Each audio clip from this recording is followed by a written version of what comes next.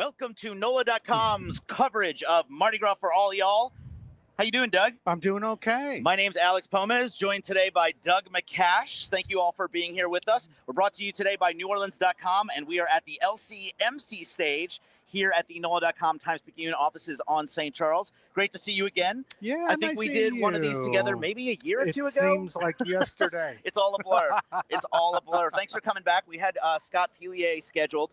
He's feeling a little bit under the weather, which is ironic because he's a meteorologist, and the plans for tomorrow are all over the place. I'll tell you what. We are getting news live, so you may at home hear things even before we do, but Zulu and Rex tomorrow are going to, I believe, have abbreviated routes. That's correct. So we're kind of rolling with the punches and seeing what's going to happen. Here's what's going on. If you're from outside of New Orleans, there's an impending storm. Tomorrow morning, there are going to be high winds, somewhere between, with gusts as high as 45, 50 miles an hour. And yet the parades may run in the morning, but by noon, 1 o'clock, it's supposed to become a thunderstorm with gusts to 60 miles an hour, and the possibility of tornadoes. Well, that's a problem. Yeah. And so what they're trying to do is streamline and quicken the parades to get them in front of as many of their fans as possible. Yeah. In the relatively safe morning. Yeah. So they're going to cut the routes a little bit. In the case of Zulu, maybe in half. Yeah. So the fortunate thing for us is that is it Zulu or Rex that might not even come here. We might not even. Rex will Is not. That right? Yeah. We're hearing from our director and producers that Rex won't even come to this spot. Well, how about that? That's news to me. Yeah. So that's unfortunate because we normally broadcast those two parades from here. Unfortunately, you folks at home won't get to see that, but there's literally nothing we can do about it. It is the literal act of God weather that we are dealing with out here. So, and as a Zulu representative explained, they don't want it to be happening. Sure. But if they can get in front of people who have come in from out of town to see the parade, well, that's a win. And if they can get in front of their New Orleans audience, even for that morning period, that's a win. So that's what they're hoping for. That makes sense. And you got to take what you can get.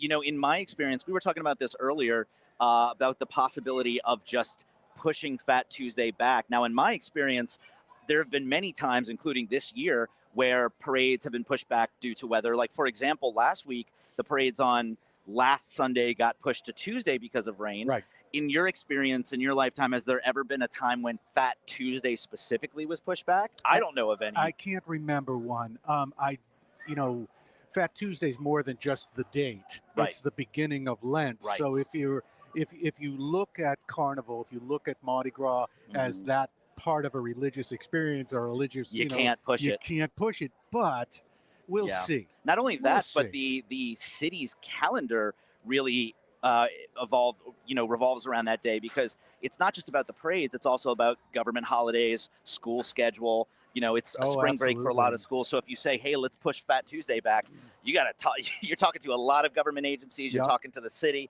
you're talking to schools. So the unfortunate thing about all this is that you can't really postpone any of this. Yeah, it's complicated as I understand it, and grain of salt, everybody, because things are changing pretty quick. Yeah. A little earlier in the afternoon, as I understood it, the truck parades, which follow Rex and Zulu, are going to be rescheduled. Oh, interesting. So let's see. Like I said, pinch of salt. That's what I understood to be the case earlier in the day, and they're going to be pushed to the weekend. Interesting. Truck parades after the float parades, which are very decorative. They have floats and bands and all. At the end of Mardi Gras Day, there's this great, huge convoy of semi-tractors with decorated trailers that pulls through the uptown route, and a lot of throws flatbed 16-wheelers, 18-wheelers, family floats, and they just throw tons of beads. And used to be my kid's favorite part of I think Mardi Gras. My favorite growing up, probably. My family we used to go to the one on the West Bank when I was a kid. The ones the truck parades in Gretna, I think. Golly, I know there's one in Jeff. It's been a long time. In Metairie. Yes. But that may be your childhood. My mom's somewhere. My mom would know. She's over there somewhere. But yeah, I think we used to go to the Gretna float, the truck parades. So, and by the way, anybody watching, if I get something wrong, tell us. Oh, I do it all the time. Don't worry, Doug. When we get something wrong, they let us know in the YouTube comments. Speaking of, folks, we always like to ask this on every one of these streams. Let us know where you're watching from. It's always fun to see where people are around the world. Yeah. You know, obviously we get a lot of people from around the United States, but it's really fun when we get around the country. Yesterday we had some people watching from Japan, so that's always fun. Yeah. So let us know where you're tuning in from. That's always exciting. All right. Yeah. So look, folks, we got Orpheus and Proteus tonight. Yes. In the other order, Proteus and Orpheus. The first parade, Proteus tonight, is at St. Charles and Penniston. It'll be here before you know it. In the meantime, we're going to take a quick break and stick with us. We'll be here when you get back. Thanks, everybody. All right. Yeah. Cool.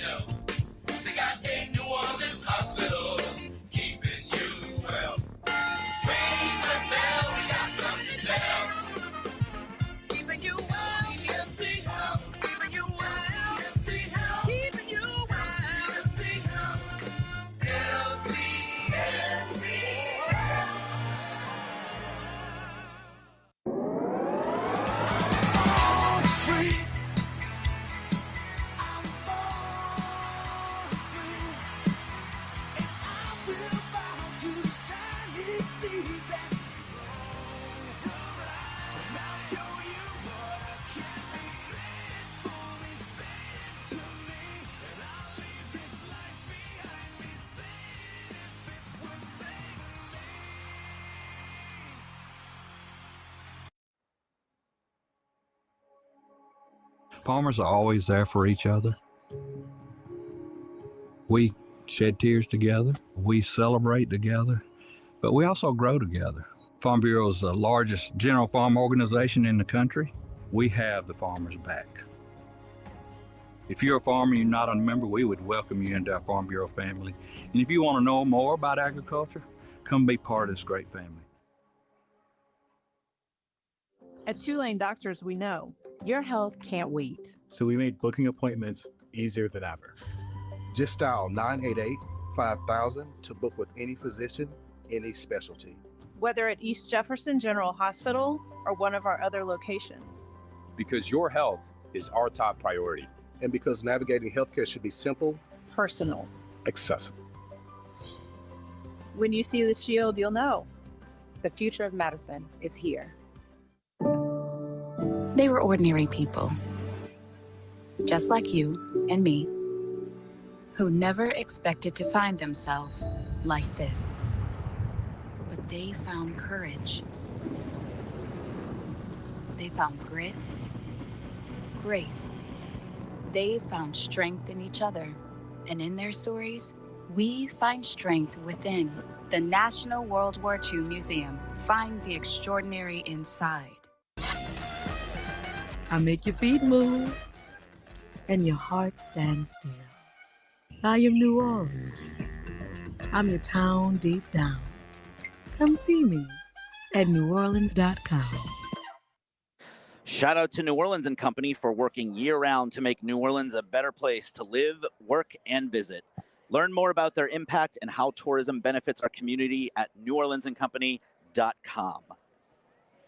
Son of a Saint and Krewe Ferret have shared a commitment to uplifting young men through the magic of Mardi Gras since 2011. This year, they've joined forces once again to unveil the first ever Son of a Saint Super Float.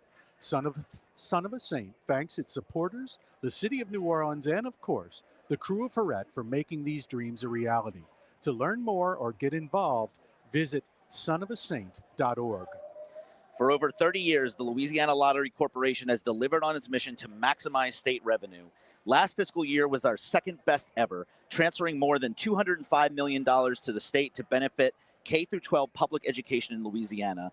Lottery customers can expect even more great games, better technology-based solutions, and experiences like second chance promotions, brand alliances, and prize-winning opportunities as we head into the new year. Recognized as leading one of the most fiscally efficient lotteries in the nation, the Louisiana Lottery is proud of our mission-driven, innovative workforce, as well as the 2,800 Louisiana businesses that sell our games and enthusiastically serve our players. The future is bright at the Louisiana Lottery, and this gives us a reason to smile in 2025. Everyone knows Mardi Gras is a marathon, not a sprint. Long days on your feet and long walks along the route can either be a breeze or a battle. That's why Orleans Shoe Company carries Hoka, On Running, Accept, Birkenstock, and more to keep you stylish and comfortable. Visit one of their 4 locations in New Orleans or shop online at orleansshoes.com.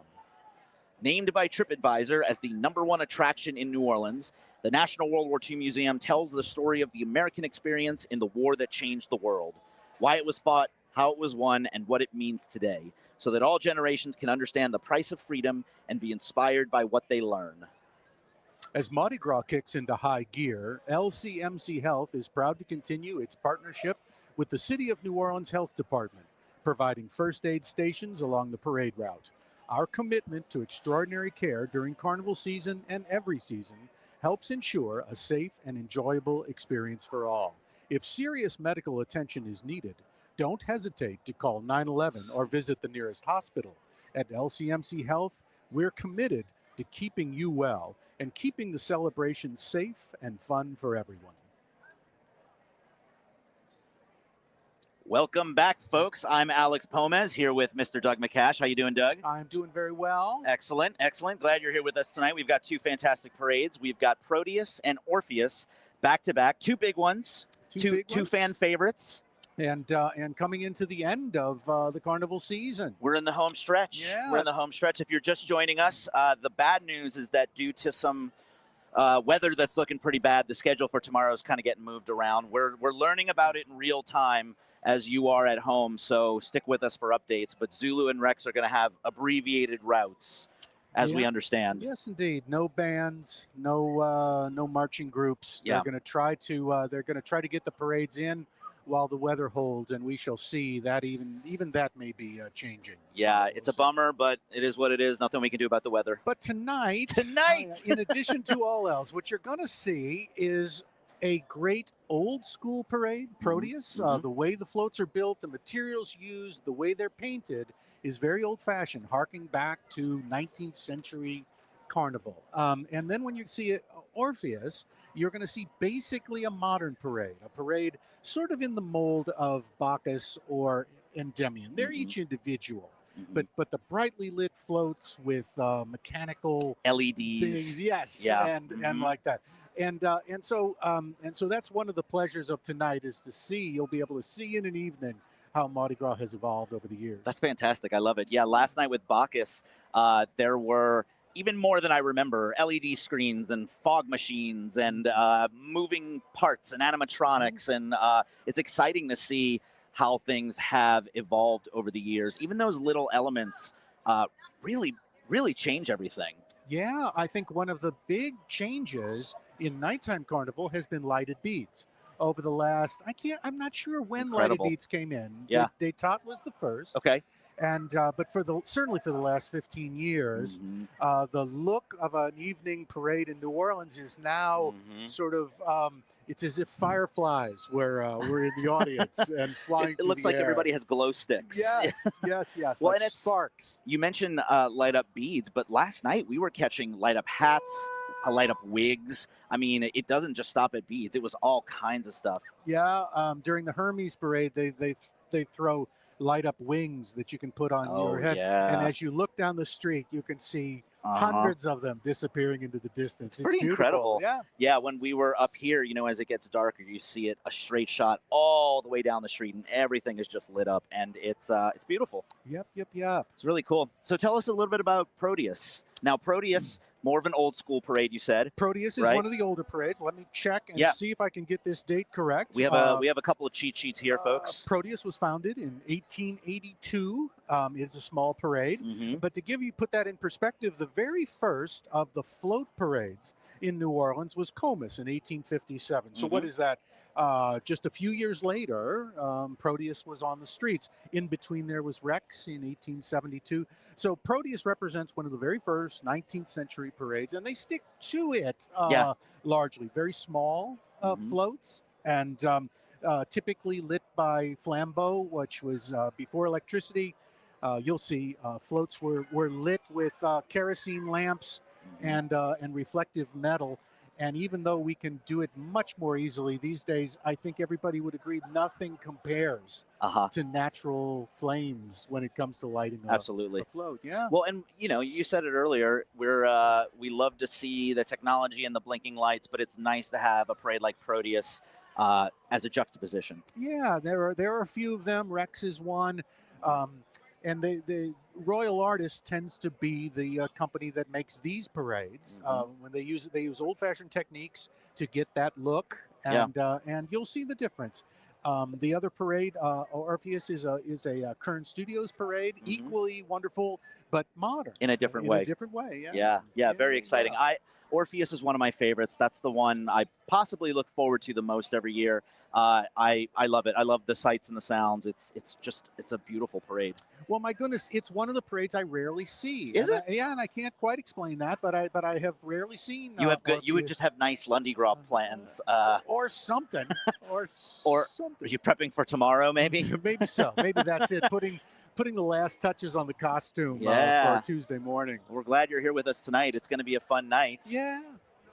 Arthur Hardy is going to give us a preview of Proteus, and we're going to be right back in a few minutes. So enjoy this video at home, folks, and we'll see you soon.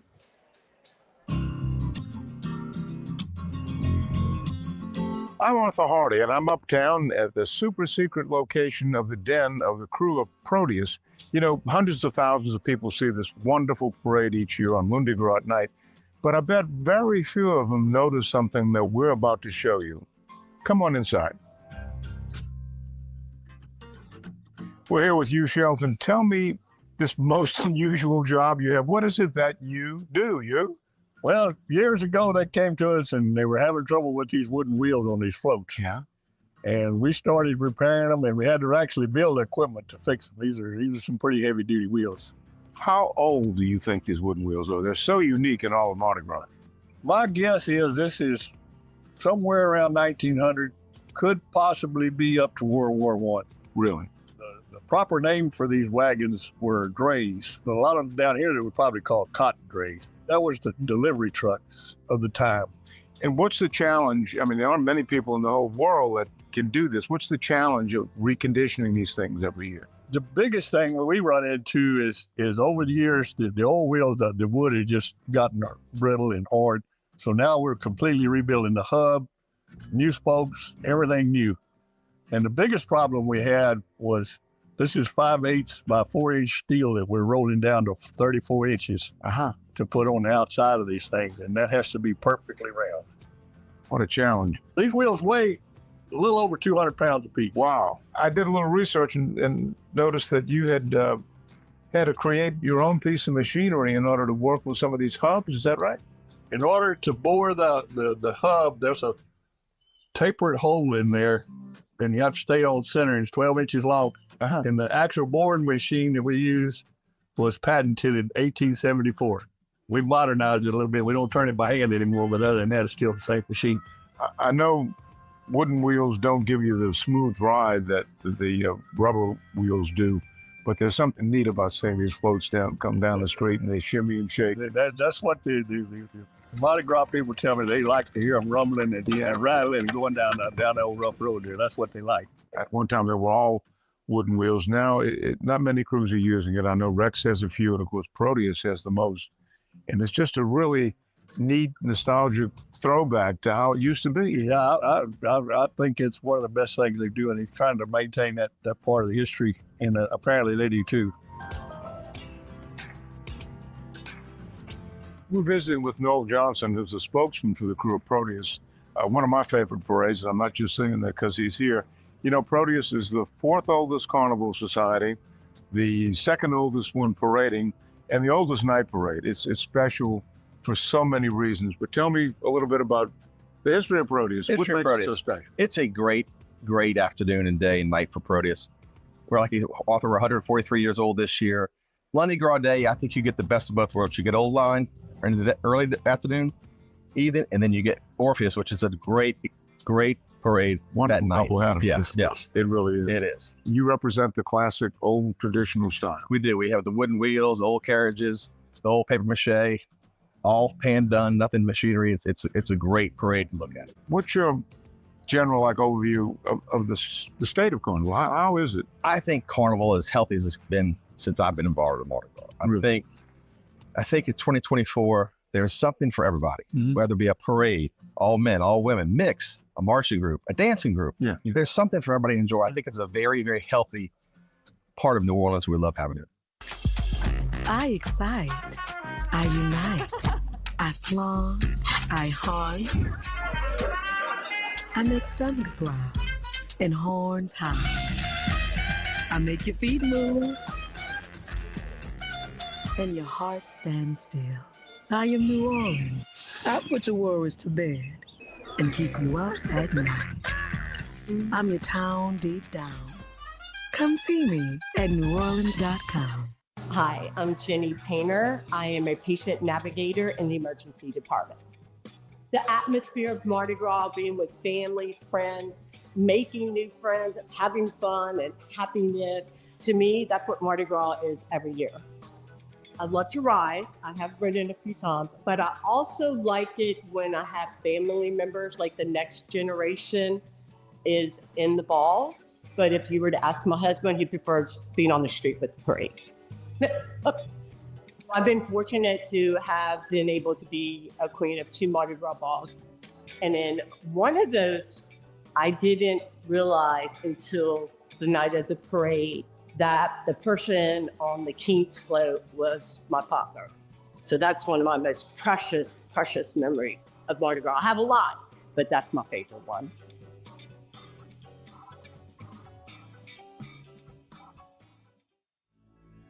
I'm Cheryl Landrew. And I'm Walter Isaacson. And we would like to invite you to the New Orleans Book Festival at Tulane University. The festival includes conversations and panels with best-selling authors and thinkers on a wide variety of topics. This free 3-day gathering celebrates the rich literary history of one of the most storied cities in America, with authors coming from around the world.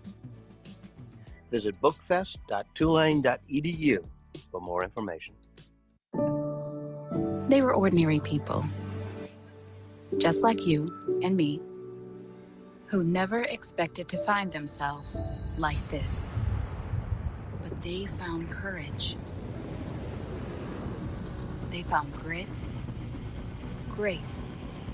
They found strength in each other. And in their stories, we find strength within. The National World War II Museum. Find the extraordinary inside. I am cypress leaves, balconies, oak trees, harmony. I am New Orleans. I'm your town deep down. Come see me at neworleans.com.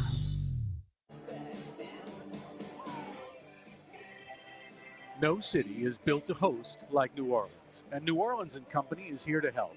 From world-class conferences to intimate business meetings, they make it easy to plan your meeting or event in a city that knows hospitality. Start planning at the New Orleans at neworleans.com. Farm Bureau is the trusted voice of agriculture and the leading grassroots membership organization advocating for all farmers, ranchers, and rural communities, bringing together members at the county, state, and national levels to support one another and give back to our communities. Named by TripAdvisor as the #1 attraction in New Orleans, the National World War II Museum tells the story of the American experience in the war that changed the world, why it was fought, how it was won, and what it means today, so that all generations can understand the price of freedom and be inspired by what they learn. Get ready for Festival International de Louisiane, April 23rd through 27th in downtown Lafayette. Experience 5 days of world-class music, culture, and art, with hundreds of performers from 15 countries lighting up 7 stages across the city. Want the ultimate festival experience? Download the Festival Insider's Guide for itineraries, local tips, and must-see events. Plan your trip now. Download the Festival International Insider's Guide today. Thank you to the 2025 NOLA.com Mardi Gras Parade Cam sponsor, 2 Lane Doctors. Whether you need a checkup or a new treatment, 2 Lane Doctors are dedicated to making healthcare simple, personal, and accessible for our community. For trusted, expert care, call 504-988-5000 to schedule an appointment with any 2 Lane Doctor today. Parade safety tips from LCMC Health. Keep ladders safe. Always place it as far back from the street as the ladder is tall, and always have an adult standing on the back of the ladder while children are seated. Watch for flying throws. Keep your guard up for hard flying throws, and watch out for beads underfoot that can put children and adults at risk for falling. Stay a safe distance from floats. Never reach under a float or approach a float that is not fully stopped. Never follow behind floats or even bands. Welcome back, folks. If you're just joining us, I'm Alex Pomez here with Doug McCash. How you doing, Doug? I'm doing very well. We Thank are you.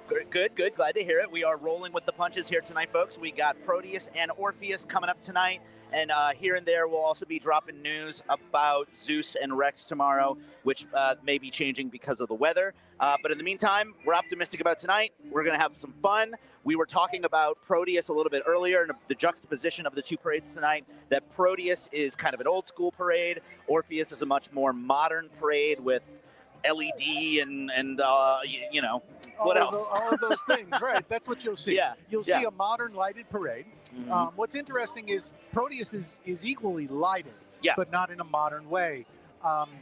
From the start, carnival parades began before electricity. Mhm. So from the start, they were lit by men carrying kerosene torches that were placed in front of reflective metal shields, and we call those flambeaux. Mhm. And the flambeaux would surround the float, reflecting the light of the fire onto the float. Even though we can do it in a much more convenient way now, we've discovered over time that there's really nothing compares to that natural fire surrounding the float. Yeah. So tonight, while you're watching, see what you think. I think that flambeaux are here to stay. They're one of the best things. Love it. They're such an iconic Mardi Gras Absolutely. site, and people always ask about them, especially, you know, folks at home watching on YouTube. We always get questions about the flambeaux in the YouTube comments, because I think most people, even if they're not here in New Orleans, they can wrap their brain around what a float is. They understand. Sure. But I think when they see the flambeaux walking down the street, that's different. What is that? That's different.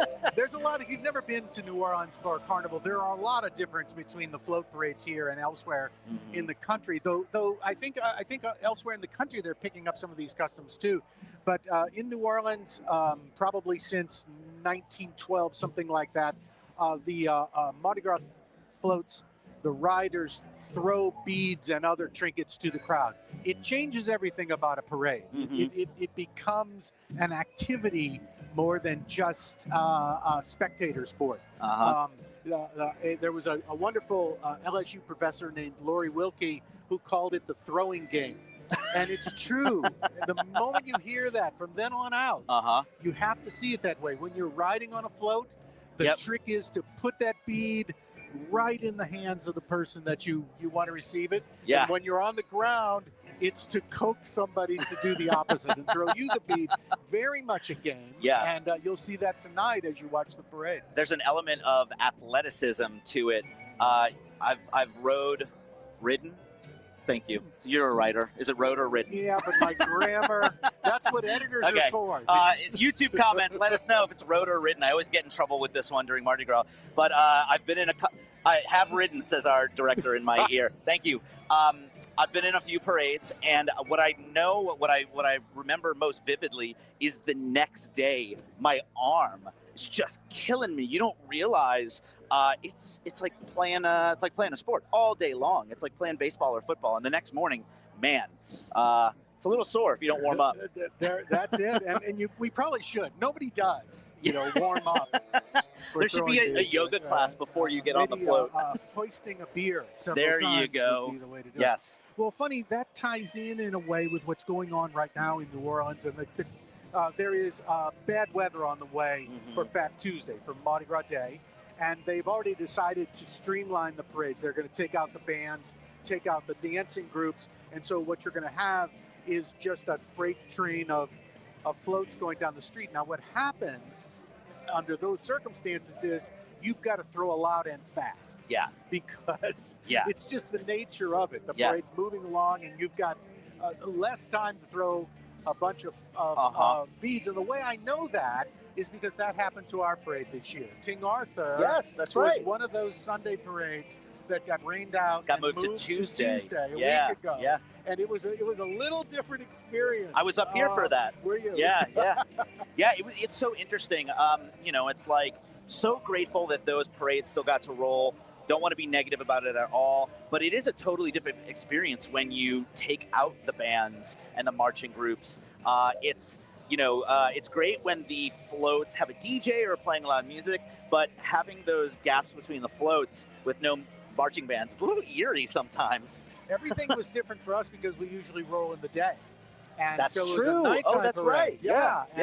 And it's beautiful. I don't think anything compares. Yeah. Really rolling through the city at night is just it fabulous. Is and it was faster. Yeah. Happily, the crowd stuck with us. It was great. We were, like I said, I was up here and it was still packed. Like at the end of the day, we probably notice a difference because we sort of do this professionally, but people in the street don't care. They're just happy to, see some floats and get stuff. Oh, it's just like what will happen tomorrow. They're happy to have had the parade. Right. And we were happy in whatever to have capacity gotten our opportunity. Yes. If it had to be streamlined, it is what it is. There you go. We talked a little bit about Proteus. We showed a little video about Proteus. Now, after Proteus tonight, we were talking about it earlier. Proteus is a very old school parade. Orpheus is a very modern parade. We touched on a few things about Proteus, but can you tell us a little bit about Orpheus? What is the, some interesting history about Orpheus? What can we expect to see? Because Orpheus is a very young parade, right? Comparatively. 93, I think we have that in our notes. 1993, and it was founded by, among others, Harry Connick Jr., the great musician. Sonny Bory and Derek pianist, Franklin. And Sonny Bory, a great theater name in New Orleans. Yep. And tonight is going to be great because the Grand Marshal, or they call it the Monarch, is Bianca Del Rio. Winner of Drag Race. Winner of Drag Race. And also a hometown hero, I guess you should call it. Roy Haylock grew up here. Grew up in Gretna. Yeah. And I got to speak to Roy in preparation for his role, and it's just hilarious. He is a fabulous comedian. Yes. No barriers, no. Oh, if you've never seen Roy as Bianca Del Rio live, it is an incredible experience. I mean, he's a drag queen, but I would say borderline roast comedian. Absolutely. I would say modeled more after Don Rickles than another drag queen. I mean, she is fantastic. Just fantastic. And also, I think once Bianca gets off of the float, if I'm not mistaken, Bianca is then going to go up on stage at the Orpheescapade and MC some of the ball. I know that is true. I just don't know when the Orpheus escapade. I can't think of what I can't spit it out. When their big party is. Yes. Yeah. I got to talk to. I had known of Roy Haylock as a costumer. Back when I sat I sat near the theater critic, David Cuthbert, and I came to know that name. Yes. And like that. And then suddenly there was a Bianca Del Rio who was working on Bourbon Street as an entertainer and hosting the Bourbon Street Awards costume contest and was hilarious. So I finally got to talk to Roy, Bianca, and it was great. Roy was a kid in Gretna. Yeah. Got interested in the theater in high school and in costuming. Was already doing costuming as a teenager, as a kid. Got introduced to the New Orleans theater scene, which is a very lively, a very lively hometown theater scene. Started doing costuming like that, and then was in a show called Pageant at the Contemporary Arts Center. You know all this. Yeah. So my background, Doug and I don't know each other too well, other than in passing for these kind of things. Doug, I went to NOCA for musical theater, and I did a high school production of Midsummer Night's Dream at Mount Carmel, which Roy costumed. No kidding. And then a few years later, I did Grease at Le Petit, and Roy played, forget the character's name, Roy played if you're familiar with Grease, Roy played the judge of the dance contest towards the end, who is kind of a character who gets to roast a little bit the characters in the audience. And so we did that together. So I haven't kept in touch with him too much, but we crossed paths a bunch when we were younger. So anyway, not to cut you off, but we go way back. Oh, yeah. Cut me off. So I'm Cut me off any old time. David Cuthbert is an old friend. We've known, he was one of the first, I don't know, people I got to know really well in the New Orleans theater community, when I was much younger. So all these names I know them well. David Cuthbert is just flat hilarious. He is. Yes. I would hear him receive a phone call about a casting call or something and be in stitches by the end. Yeah, I believe it. So, folks, Orpheus is going to be a lot of fun tonight. Thank you to Doug for letting us know about all this information. It's going to be a fantastic night. We're excited to see Bianca Del Rio. We have a little behind-the-scenes video about Orpheus that we're going to show you. Please stick around. We'll be here when you get back. Thanks, y'all.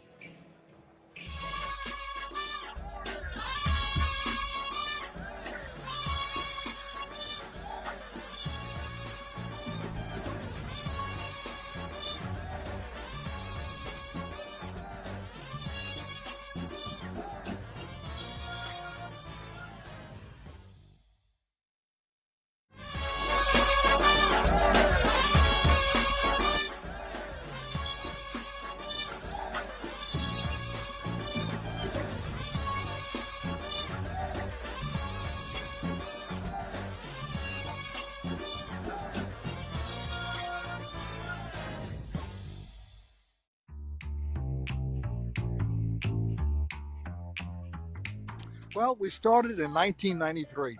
Harry Connick and I talk from time to time, and he called me one day around lunchtime, and he said, Sonny, why don't we think about starting a parade on the Monday night before Mardi Gras, and a parade that just includes everyone, men, women, people of all goodwill. And I said, Harry, do you realize the undertaking this would be? And he said, yes, I do. He said, but I know we could do it together. Orpheus was basically the god of music, so to speak. He played the lyre beautifully enough to be able to move trees. But with Harry Connick having been the inspiration behind it, he wanted, first of all, include everybody. No exclusions, anybody could ride. And he wanted to celebrate New Orleans and its music, keep people in town for a few extra days, and so that's where the inspiration came. I think at its core, Mardi Gras means family. It means culture. It means tradition. Specifically with Orpheus, I think it means camaraderie and just coming together to celebrate what has been such an amazing piece of this incredible city for so many years.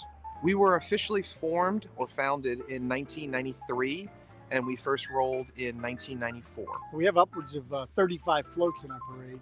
The important ones, the key ones are Leviathan, which is a grand sea dragon, which is a beautiful three-part float with moving head and moving tails, smoke coming out its mouth. It's really quite an impressive sight as it turns a corner during the night, all lit up. My favorite, Smoky Mary. It's a beautiful train celebrating the actual Smoky Mary that used to ride out of New Orleans. It is, Smoky Mary is 8 cars long. The lighting on it is spectacular. Smoke comes out the stack. It has a train whistle, and it is also, it's got to be the most impressive float. We assist or contribute to a lot of charities and foundations throughout the year. Some of the more notable may be Rodrigue Foundation, Yaya, Crews for Carnival's First Responders, which we were one of the founding crews on, as well as we also assist with various high schools and elementary schools by donating things such as ball tickets and rides in our future parades. Our most iconic signature throw is our doubloons. Our doubloons, sometimes I jokingly call them coasters because they're so large. And we have two. We have the large silver one, which denotes the theme of the parade of the year. And then we have one that looks like a record, shaped like a record. It's gold, and it always has our music legend on it. Our Orpheus monarchs are varied. We've had Whoopi Goldberg, Stevie Wonder, Glenn Close. What else is unique about Orpheus monarchs is that we usually have 2 to 3 every year. And the most famous monarch that we had is Harry Connick Jr. The importance of Mardi Gras in the city, and we talk about it as an economic driver, which it is. But the people that do this don't do it for the economy. They do it for joy that they bring to people. I mean, just watching, whether it's a little girl or a man or your grandfather out there catching these throws and how excited they are to catch these beads, just to see you, to the riders and watching how much fun they have, just being able to give that joy. I mean, we all have tough times in our lives, especially right now. And to be able to go out there and mix and mingle with everybody. I mean, you're not standing in a crowd of all the same people. You're a mixed crowd. And that's what it's really all about, is being able to get out there, enjoy those friendships, make new friends. That's what it's about. It's that joy, sharing and being part of an entire community. I am cypress leaves, balconies, oak trees, harmony. I am jam sessions, history lessons, artistic expression, the occasional confession. I am New Orleans. I'm your town deep down. Come see me at neworleans.com.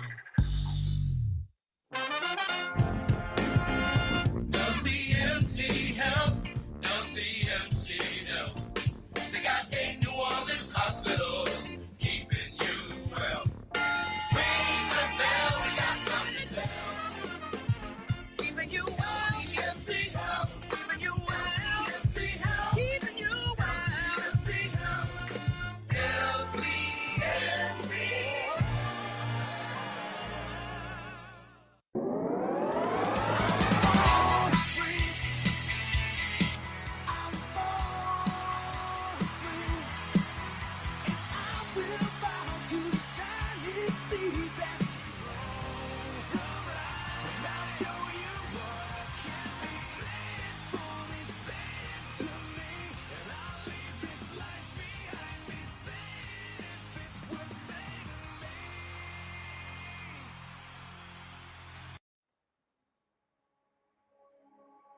Farmers are always there for each other. We shed tears together. We celebrate together, but we also grow together. Farm Bureau is the largest general farm organization in the country. We have the farmers' back. If you're a farmer and you're not a member, we would welcome you into our Farm Bureau family. And if you want to know more about agriculture, come be part of this great family. They were ordinary people, just like you and me, who never expected to find themselves like this. But they found courage. They found grit, grace. They found strength in each other. And in their stories, we find strength within. The National World War II Museum. Find the extraordinary inside.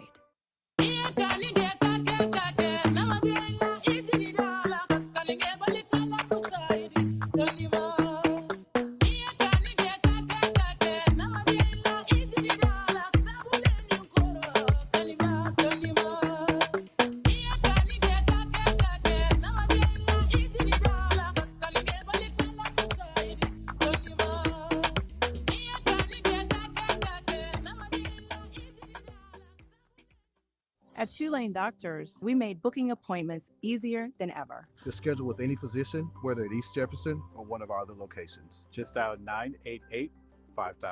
When you see the shield, you'll know. The future of medicine is here. I make your feet move and your heart stand still. I am New Orleans. I'm your town deep down. Come see me at neworleans.com. Shout out to New Orleans and Company for working year-round to make New Orleans a better place to live, work, and visit. Learn more about their impact and how tourism benefits our community at neworleansandcompany.com. Open daily from 9 a.m. to 5 p.m., the National World War II Museum features immersive exhibits, multimedia experiences, and an expansive collection of artifacts and first-person oral histories, taking visitors inside the story of World War II. For over 30 years, the Louisiana Lottery Corporation has delivered on its mission to maximize state revenue. Last fiscal year was our second best ever, transferring more than $205 million to the state to benefit K-12 public education in Louisiana. Lottery customers can expect even more great games, better technology-based solutions, and experiences like second chance promotions, brand alliances, and prize-winning opportunities as we head into the new year.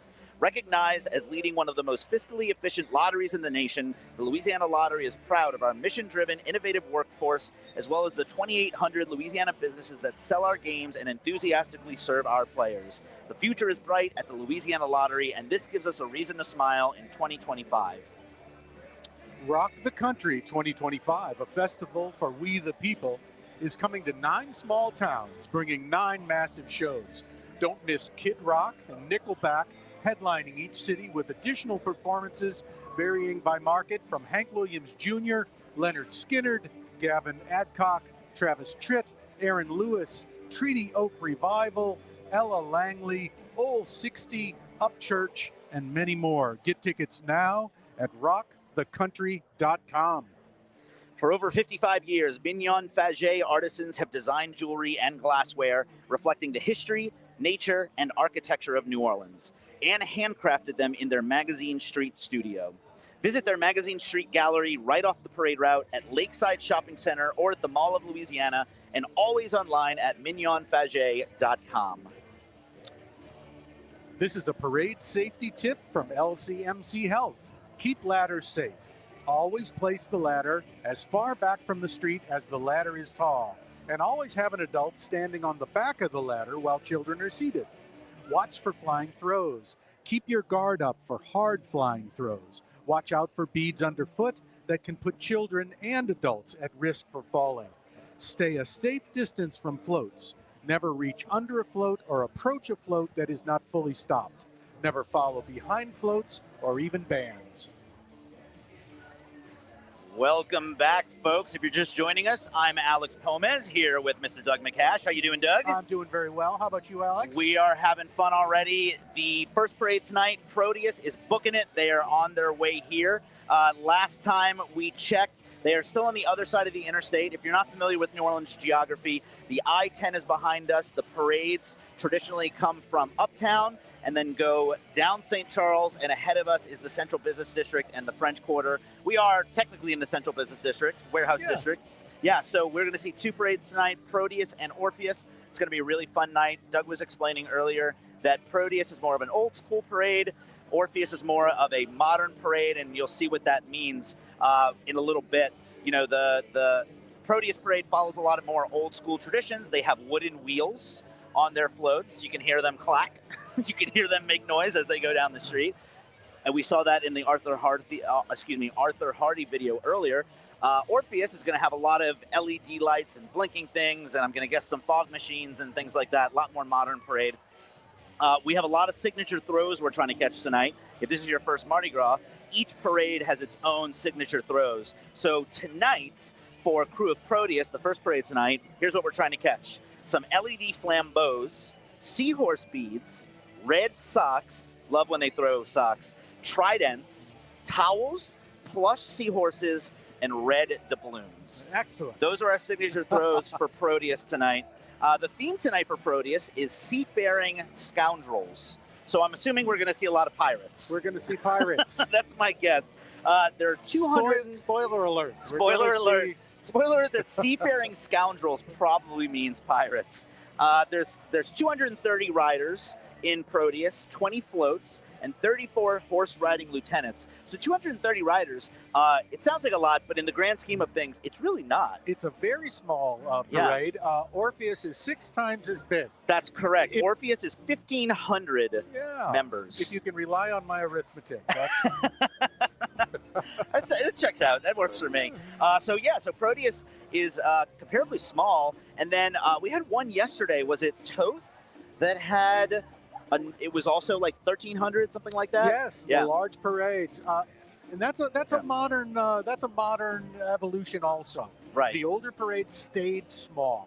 The newer parades that popped up in the 1960s, Endymion and Bacchus, sort of led the charge into a bigger carnival. And then that led to parades like Orpheus, which started in '93. We were talking about earlier. Yeah. So it's fun to see the spectrum of parades that are over 100 years old, and then parades that were started in the 90s. Right. Yeah, love it, love it.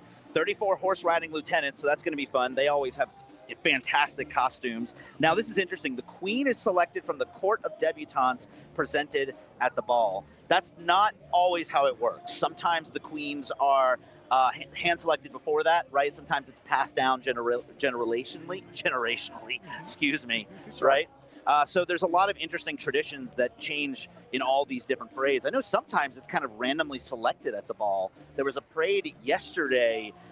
Excuse me, it's all a blur every day. There was a parade yesterday where our little cheat sheet said that the queen was selected randomly at the ball. Yeah, almost like it was a lottery. It sounds like it. Yeah, very, very interesting. So Krewe of Proteus was founded in 1882, and they are lighting up the night with flambeaus tonight. You were explaining earlier that way back in the day, 100 years ago, because there were no electric lights, they used the flambeaus to light the floats, and you're going to see them tonight, folks. The flambeaus are essentially gas-powered, what do you even call that? It's a gas-powered stick with flames coming out the top, more or less. Look at the top of the stick, and you'll see a can. That can is filled with kerosene, and it drips by gravity down the pipes and comes out on those little burners. That's all there is to it.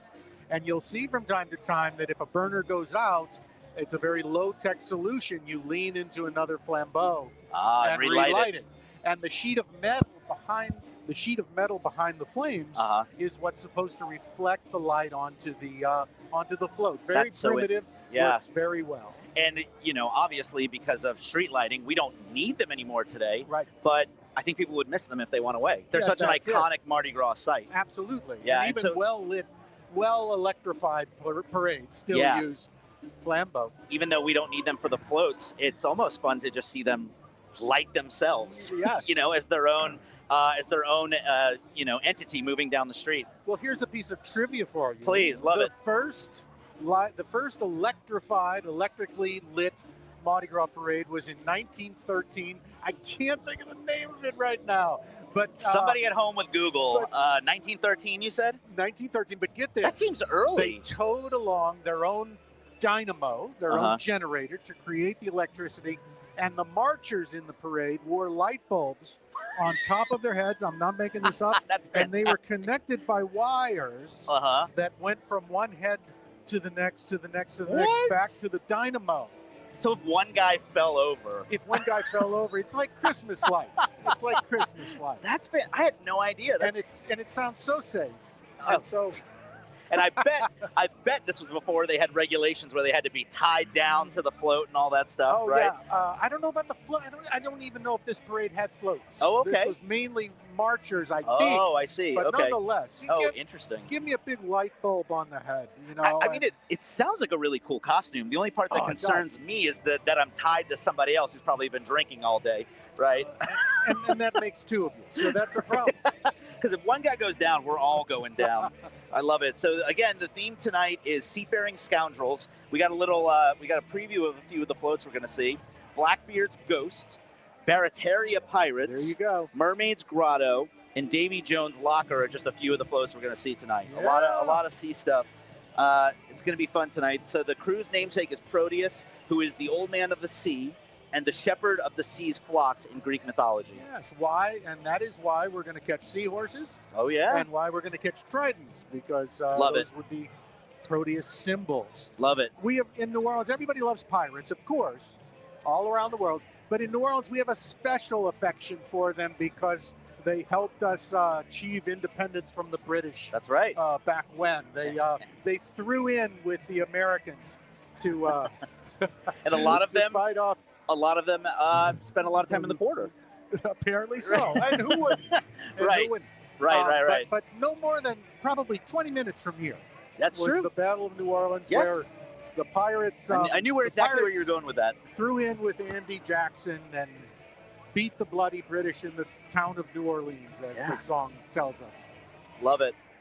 We are getting the word that the parade is at St. Charles and Clio, right on the other side of the interstate behind us, folks. We are going to take a break. The parade will be here before you know it, and we'll drop a few more trivia facts on you before it gets here. So stay tuned. We'll be right back. I excite. I unite. I flaunt. I haunt. I make stomachs growl and horns high. I make your feet move and your heart stand still. I am New Orleans. I put your worries to bed and keep you up at night. I'm your town deep down. Come see me at neworleans.com. Hi, my name's Ashley Robinson, and I'm a member of the Mystic Crew of Femme Fatale. Mardi Gras brings everyone together. The atmosphere is just filled with so much excitement, joy.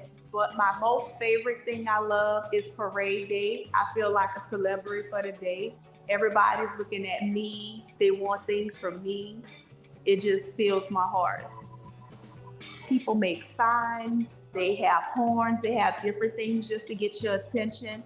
For me, it's really no aim. I'm just having a good time. I love riding in Femme Fatale because it's more than a Mardi Gras crew. We give back. We don't just celebrate the Mardi Gras season. It's all year round that we have functions, and we're always looking to who has the biggest needs and where could we maximize that the most. It just feels so good being around so many empowering women that you can look up to, grow, and learn from.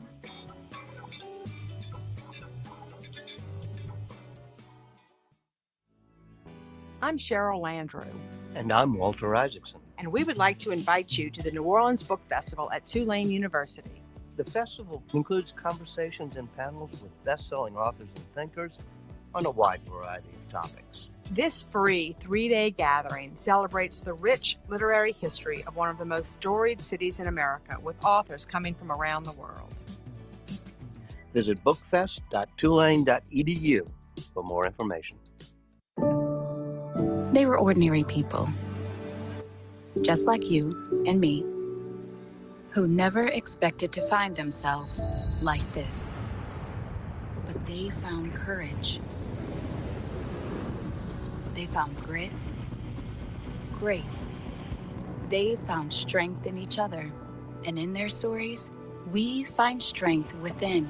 The National World War II Museum. Find the extraordinary inside.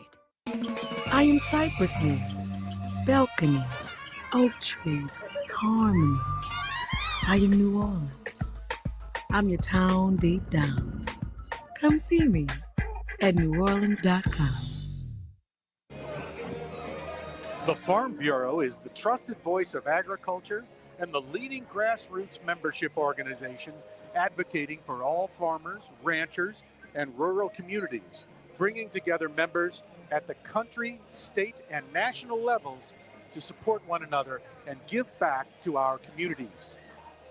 The Jefferson Parish Public Library System consists of 16 locations that stretch from the Lakeshore branch in Metairie on the edge of Lake Pontchartrain to the Grand Isle branch just steps away from the Gulf beaches. Visit any of their facilities or log onto jplibrary.net to take advantage of a wide range of digital services, from ebooks and audiobooks to online homework tutoring and free magazine subscriptions. 2-week checkouts of countertop kitchen appliances, musical instruments, and sports equipment are now available as part of JPL's new Library of Things. Before you grab your credit card, grab your library card and discover how the library can improve your quality of life while saving you money. No city brings people together like New Orleans. And New Orleans & Company makes planning your wedding, reunion, or group travel easier than ever. Find everything you need at neworleans.com. Get ready for Festival International de Louisiane, April 23rd through 27th in downtown Lafayette. Experience 5 days of world-class music, culture, and art with hundreds of performers from 15 countries lighting up 7 stages across the city. Want the ultimate festival experience? Download the Festival Insider's Guide for itineraries, local tips, and must-see events. Plan your trip now. Download the Festival International Insider's Guide today.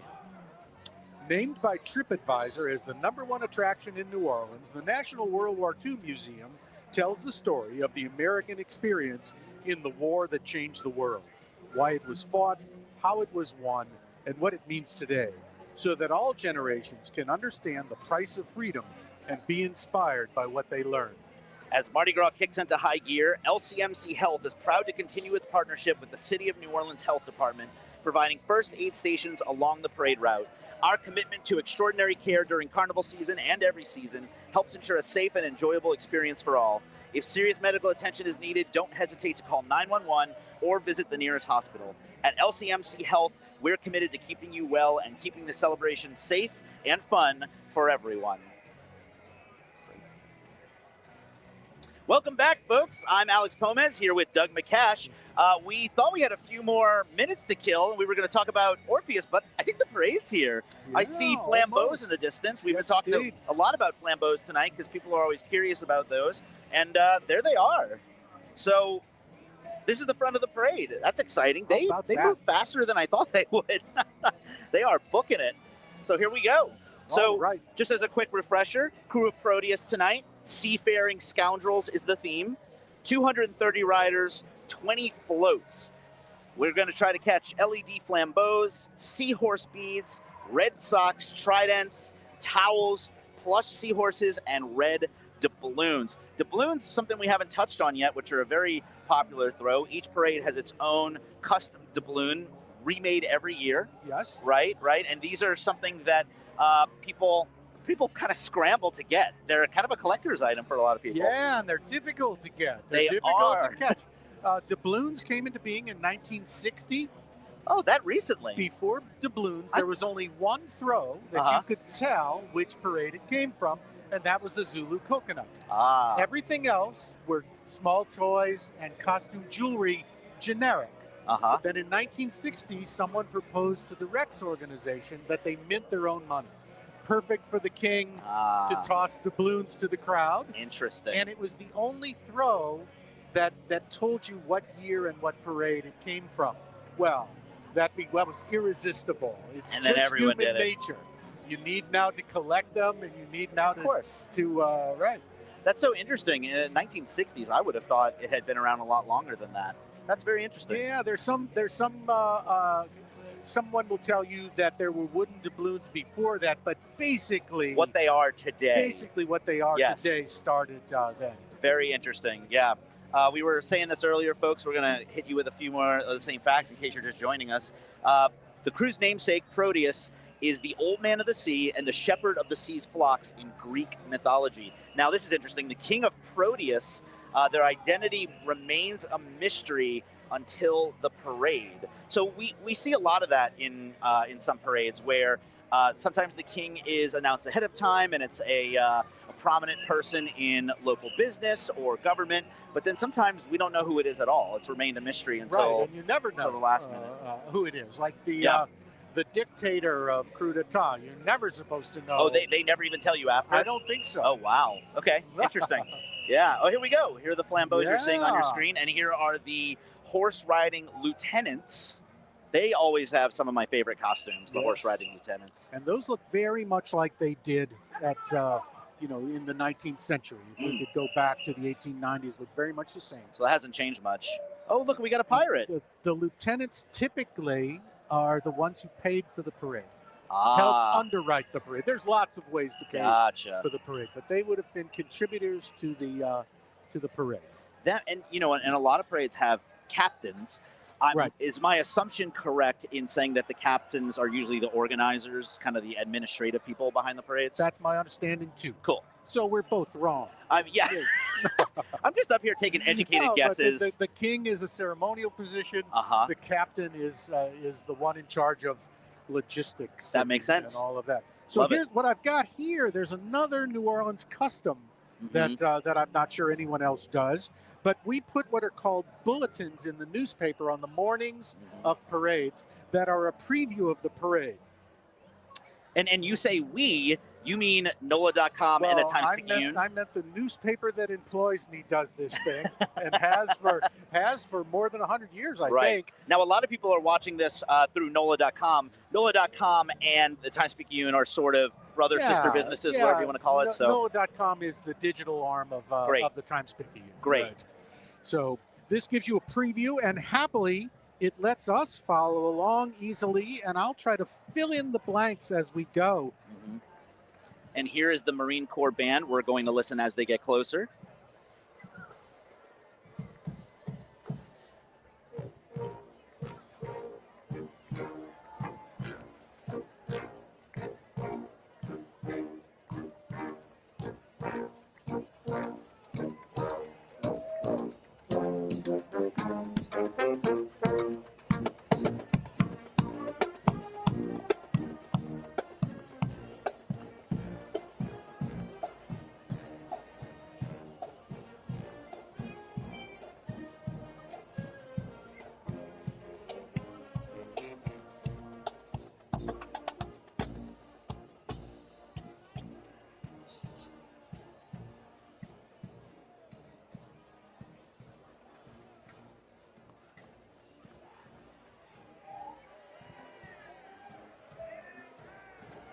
And more lieutenants passing by. Folks in the YouTube comments, we love to see where you are watching from. I see a Huntsville, Alabama. Thanks for tuning in, y'all. Let us know where you're watching from. Somebody watching, please tell me, in Roman numerals, CXLIV is what number? CXLIV.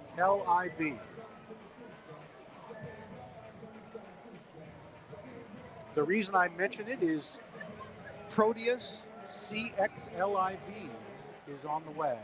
I wish I was better at Roman numerals. It's been a while. Thousands of years. Okay, here we go. As it Leela says 144. Thank you, Leela. This is Proteus riding in a shell, like Botticelli's Venus. Uh-oh, Laura Holland. Oh, somebody says 159. Okay, so now there's some debate going on about what it actually is. So not a lot of Romans out there, apparently. You guys get it together. Let us know if there's a consensus. I need you all to get on the same page, and then I'll look at that answer. Proteus being towed along by 3 beautiful seahorses. Wonderful float. Somebody watching, we got a Peshtigo, Wisconsin, Tazewell, Virginia, Southern California desert. We got a Portugal. Hello, Portugal. Sugarland, Texas, Sullivan, Maine, Cleveland, Princeton, New Jersey, Michigan, Willamette Valley, Oregon. Here comes the Warren Easton Marching Band.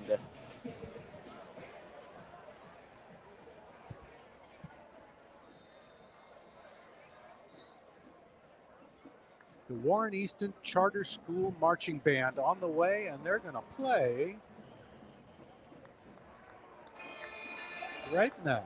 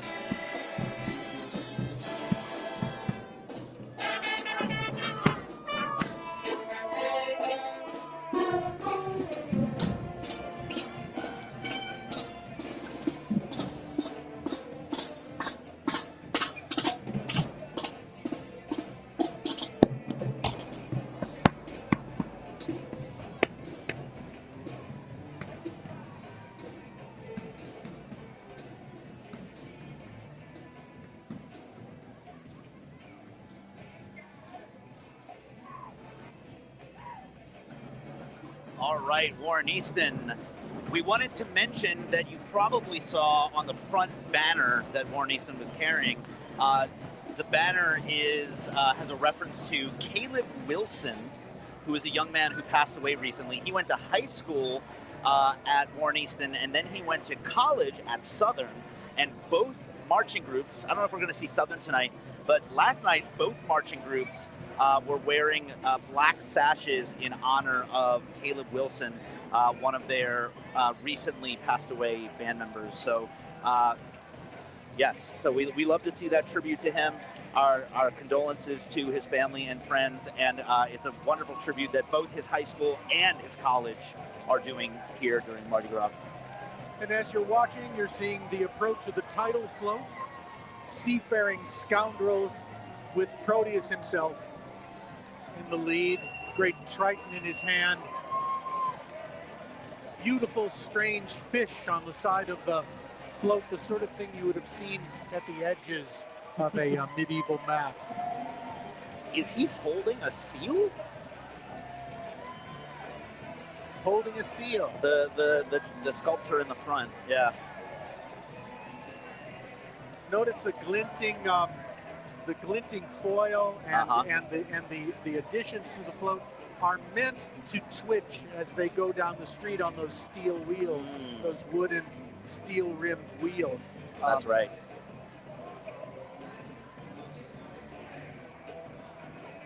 Now, before tractors, I assume these were all pulled by horses. Horses or right? mules, yes. Horses or mules, yeah.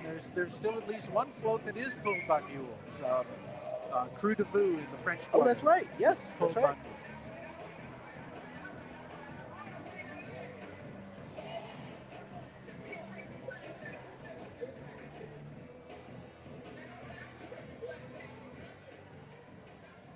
Here is Martin Luther King Junior High School Marching Band.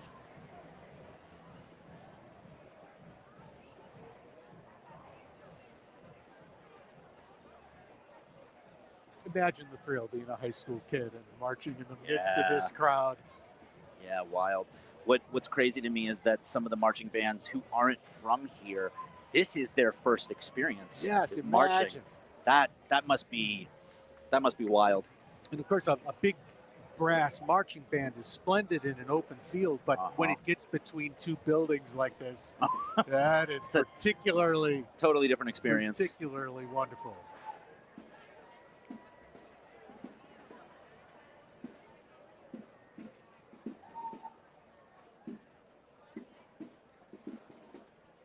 Some argue that the bands marching night after night during Mardi Gras is why New Orleans produces such wonderful musicians over time.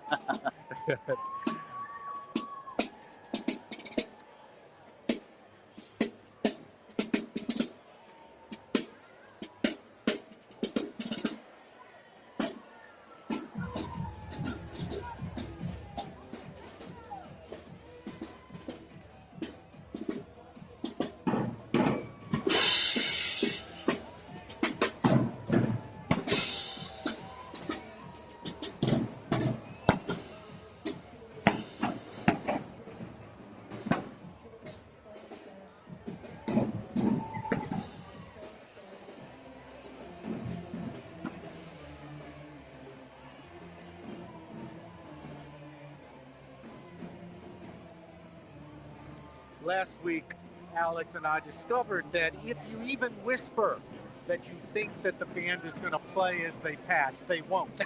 So the important thing is never to suggest that they will. And Don't in jinx fact, it. It's even better if you're pessimistic. Fantastic, we'll do. All right. Float number 3, 1881, the Dawn of Proteus. Marvelous rainbow fish. Yeah, I want to mention a lot of people in the YouTube comments sometimes get upset when the bands don't play right here for us. The truth is that we don't have a lot of control over it. The bands are kind of doing their own thing.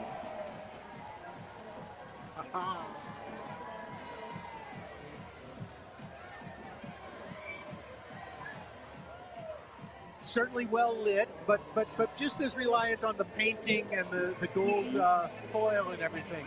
That's the older style. Beautiful. And the next float, number 4, I wasn't familiar with this seagoing scoundrel, Timor Tom.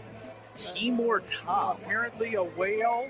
Okay. That had it in for whalers, which is only fair. Okay.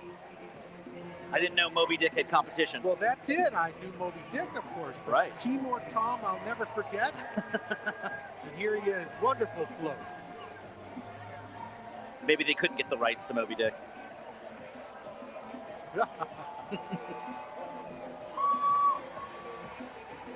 The lighted snout of the great whale. Oh, yes! Oh, nice. Oh, nice. Oh, that's a good thing. I've got a Proteus rubber cup. That's pretty cool. That is excellent. I have never seen one of these. Just yeah, me neither. That's interesting. A soft cup. That's great. When we will show you all the things we catch.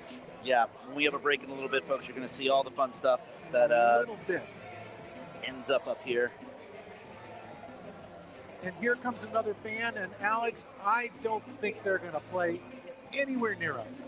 That is probably true. Not within a block. In fact, I hope they don't. Okay.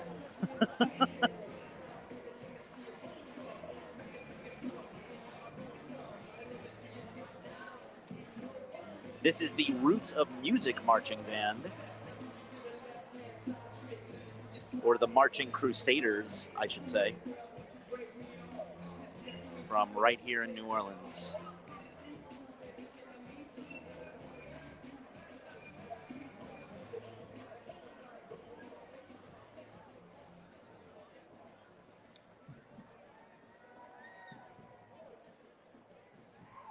They may have walked 3.5 miles by now, more or less. Oh yeah. And this may be their third or fourth parade. You never know. Uh-huh. Somebody. That sounds right. 34. So on average, we've heard that it's about 34 miles per Mardi Gras season for some of these bands. All their parades, so that's about 8 parades, I think.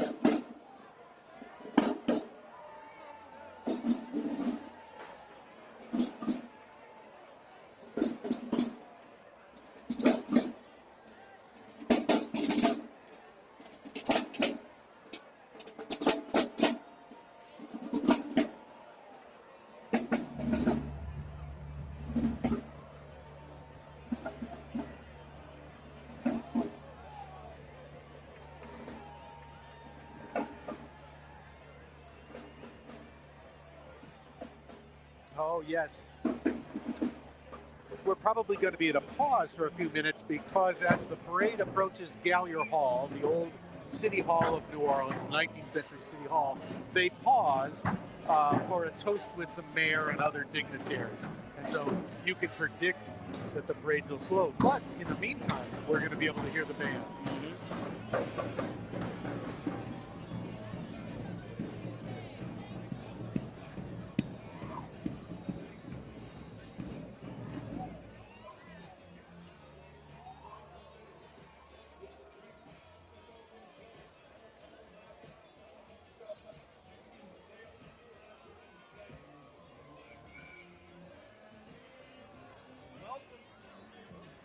All right, there's my mic. Welcome, folks. If you're just joining us, I'm Alex Pomez here with Doug McCash, and we are knee-deep in the first parade tonight, Proteus, with Orpheus hot on its heels right behind. We've seen some great floats, some great bands so far. Thanks for watching. Please stick with us all night. How you doing so far, Doug? I'm doing great. I'm taking the liberty to open the first thing we caught tonight, that you caught tonight, which is a rubber Proteus cup.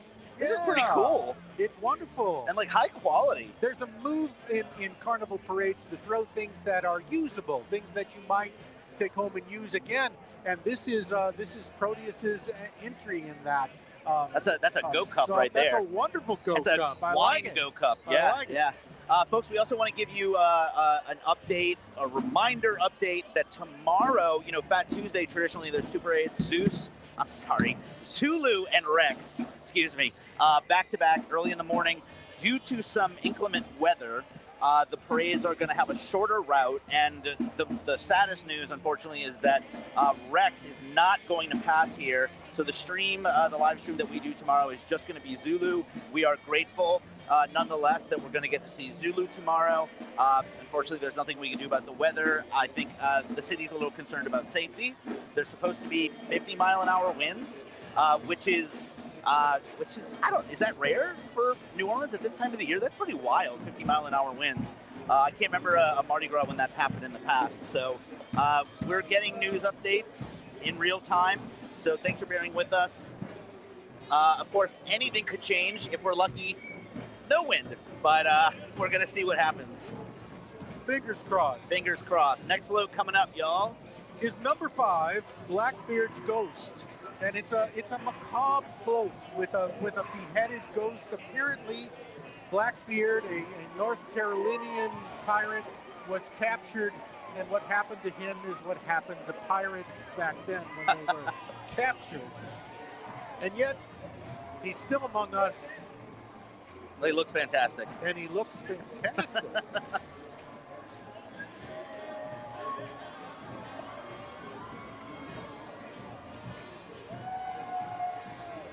Throw me something, mister! All right! Whoa! Thank you! Oh, we got pelted with beans. Pelted.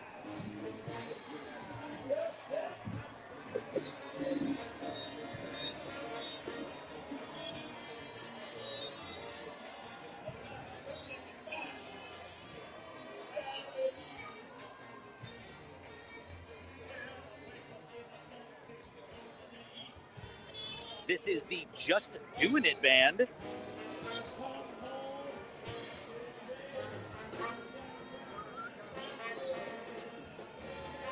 Float number 6 is Superstitions. There's no one more superstitious than a sailor trusting his life to the sea.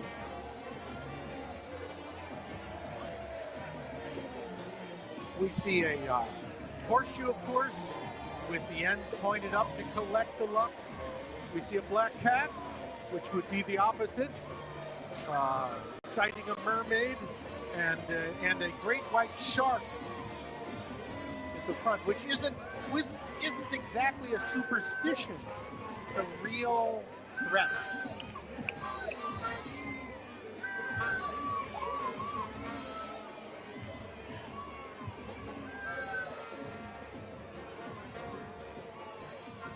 Quick shout out to my cousin Jean Casanova and my Aunt Pam. How y'all doing? I'm getting texts from them saying they're watching. Love y'all. Good to hear from you.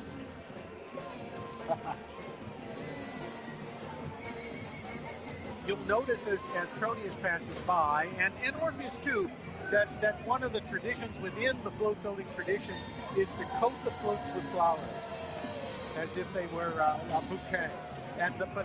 But then the flowers become other things.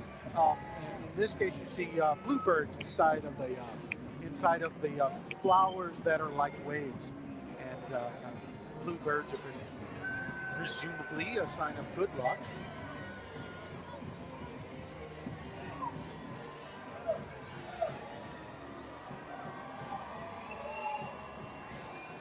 Float number 6, Sailors' Superstitions.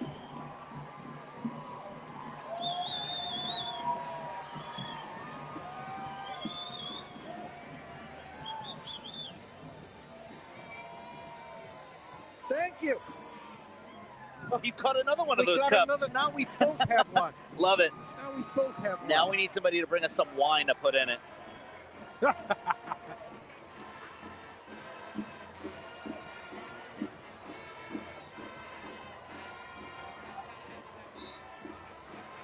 This is Benjamin Franklin High School Marching Band.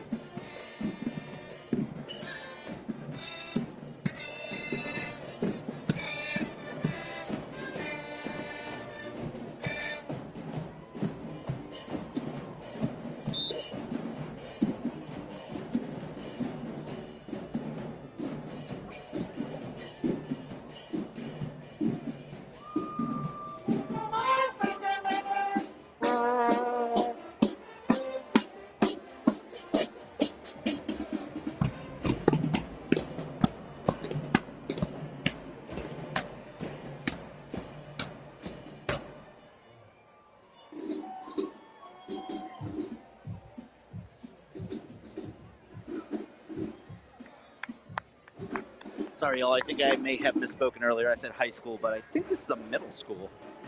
Either way, they sound great.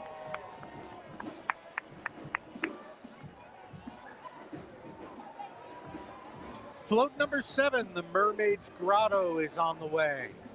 Once again, beautiful carving, beautiful color, wonderful paint. And notice the elements of the floats that are supposed to move.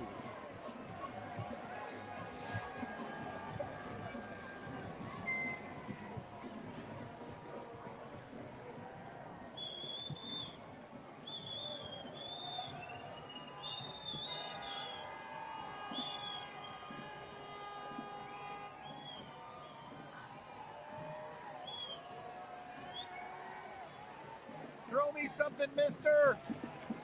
Whoa, thank you. All right. Alex, we've got seahorse socks. One of their signature throws tonight.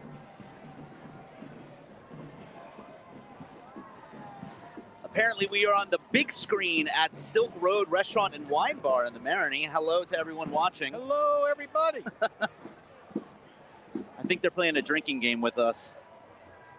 This is Walter Cohen High School going by right now.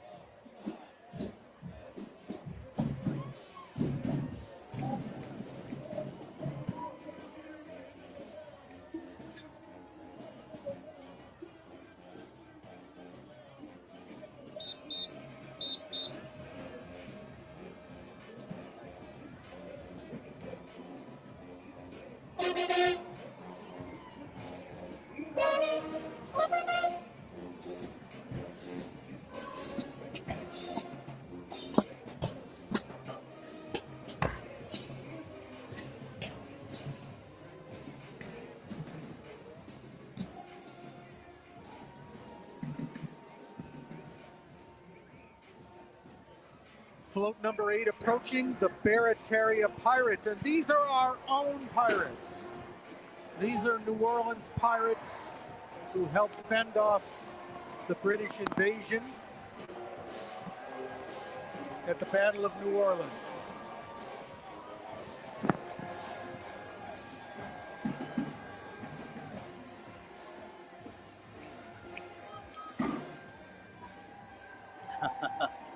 Hello, guys.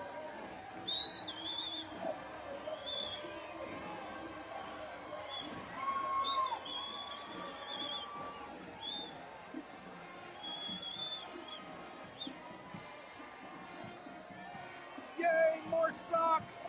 All right. Alex, we can both wear socks All now. right. Love those practical throws.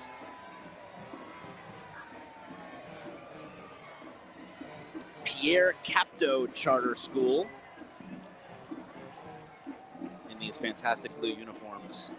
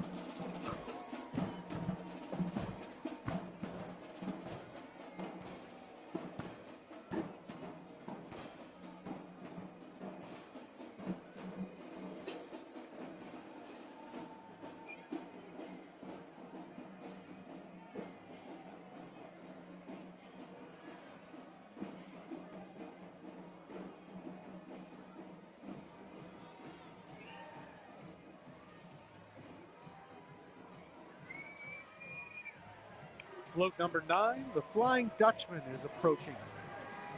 The Flying Dutchman was a ghost ship.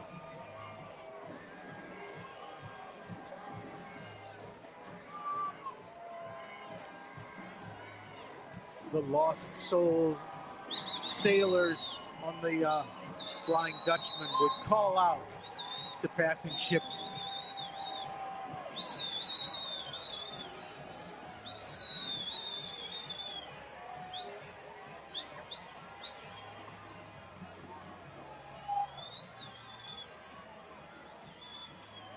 Hey! Throw me something! Yes! I got a whole bundle of beads. Whole bunch of beads. All right. All right.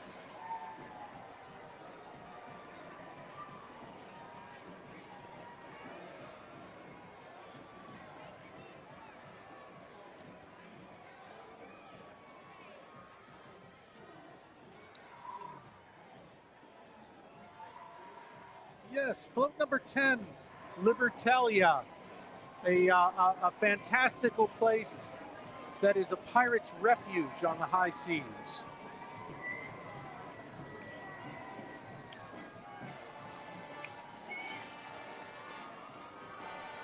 A tropical paradise, obviously.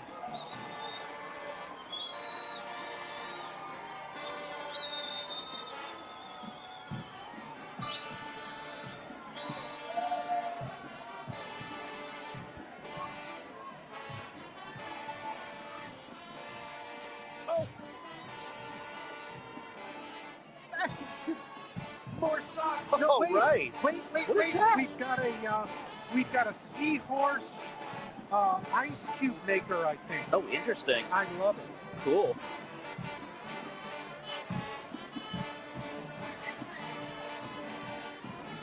And then right after this float is the Bel Air High School Marching Band from Baton Rouge.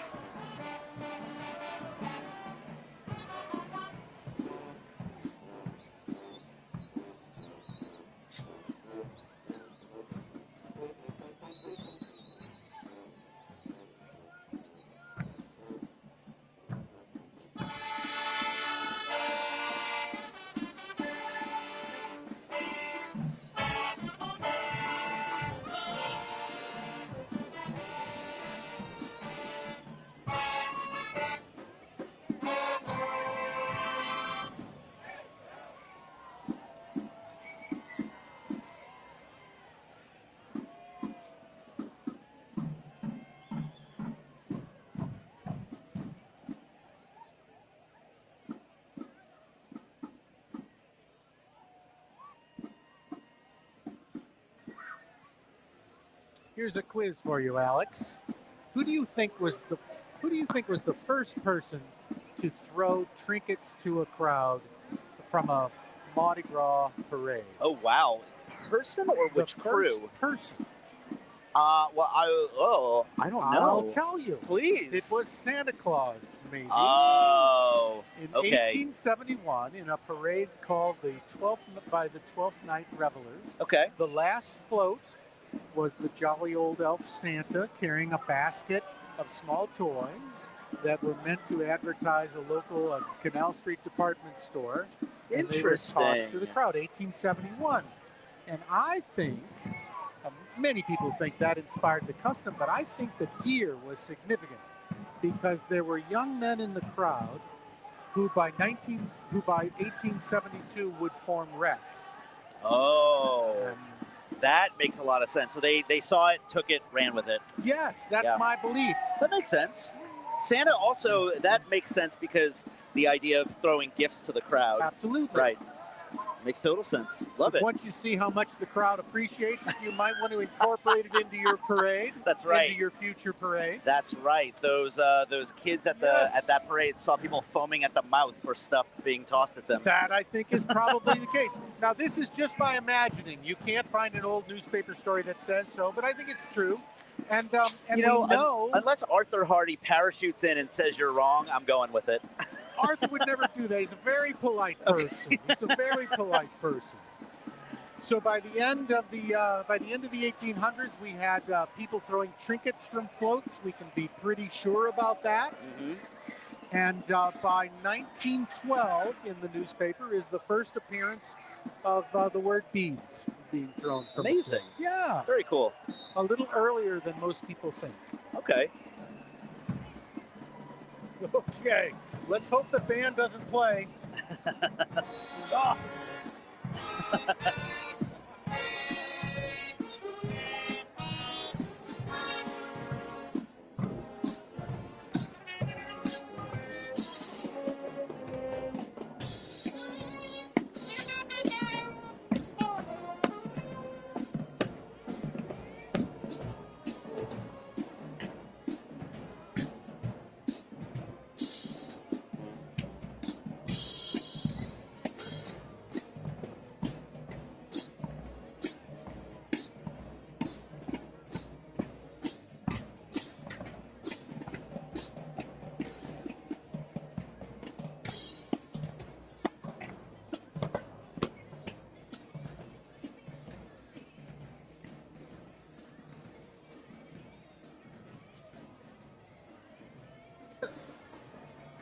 This is the Royal Artist Support Vehicle. Now, earlier you were talking about how Royal Artists do a lot of the designs of these floats because this is, they kind of specialize in the, what do you want to call it, the old school parade designs? Exactly.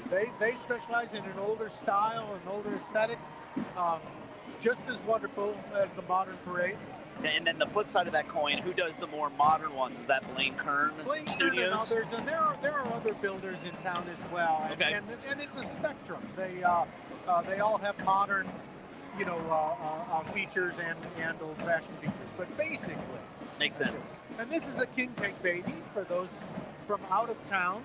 Yes. When you get a king cake, which is our customary pastry during Carnival. You slice up the king cake, and in one of the pieces, there's going to be a hidden baby.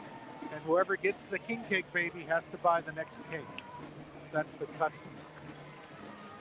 And you leave the knife in the box. Oh, this is cool. I like this one. Float 11, the Kraken. I love this diver getting attacked by the tentacles. That's really cool. Most horrifying thing about the Kraken is that it's real. Oh, okay. Yeah, giant squids once in a while will get hungry.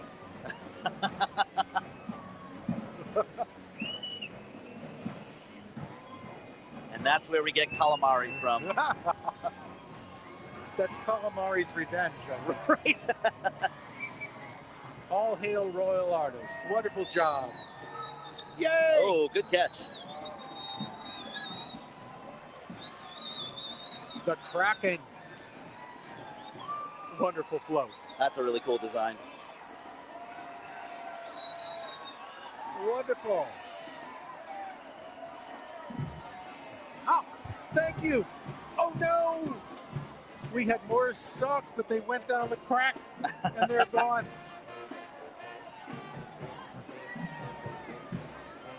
Right, went down the crack, that's right.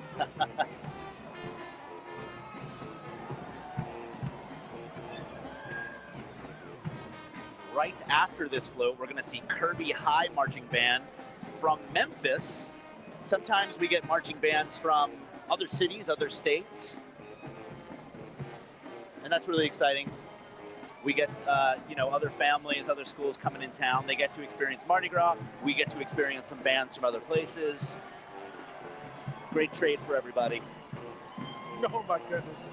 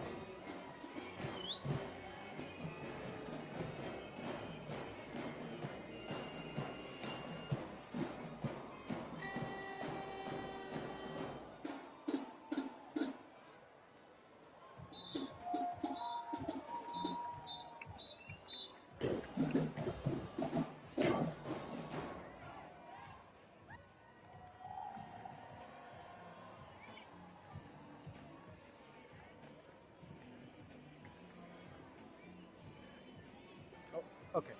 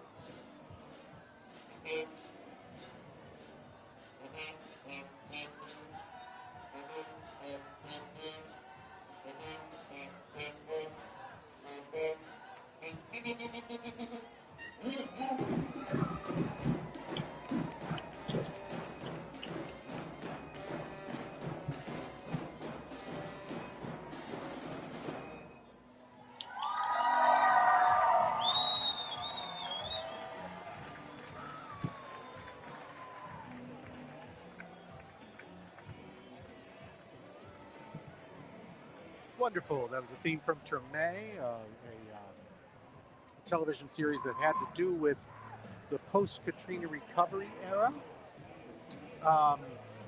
One of the symbols of New Orleans, one of the many symbols, right up there with a horn player or a riverboat, is a plastic Mardi Gras bead, shiny beads.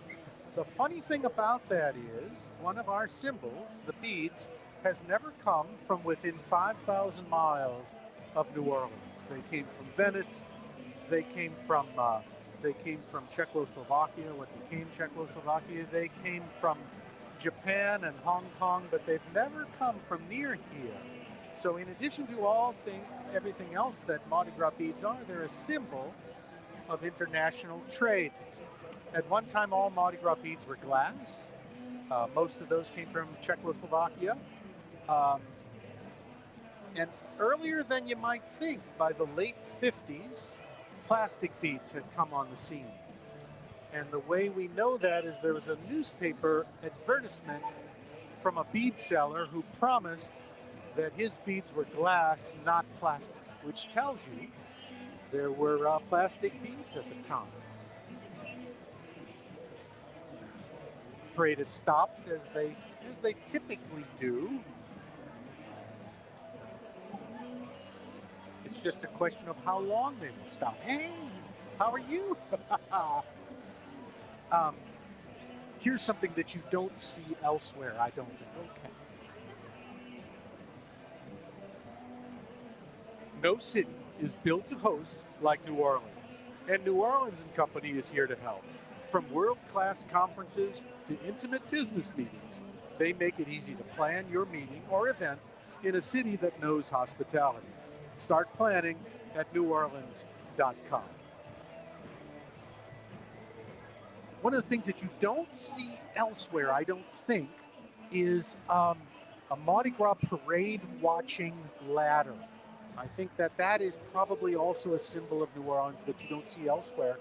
And what it is it's just a wooden hardware store ladder with a box screwed on top in which you sit your children. And this has always struck me as funny that, there's your little toddler and you protect them as best you can from everything. You protect them from skin knees and from bee stings and everything that you can protect them from until Carnival comes. And then you strap them in a wooden box on top of a ladder in a barrage of beads. Oh, there's a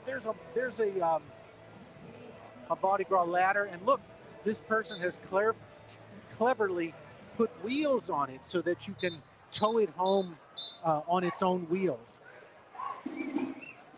But you will see kids, little kids on top of there, and the father or mother behind fending off the beads, and the big part of being a kid in New Orleans.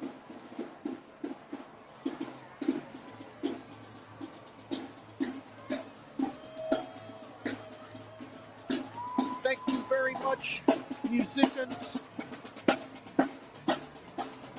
Enjoy New Orleans.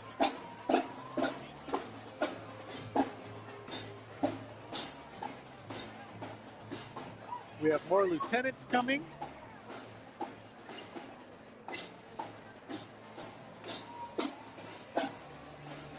Plastic beads came on the scene in the 1950s, late 1950s. And by 1970-71, they had virtually replaced glass. Not absolutely, but practically. But these days, glass beads are coming back.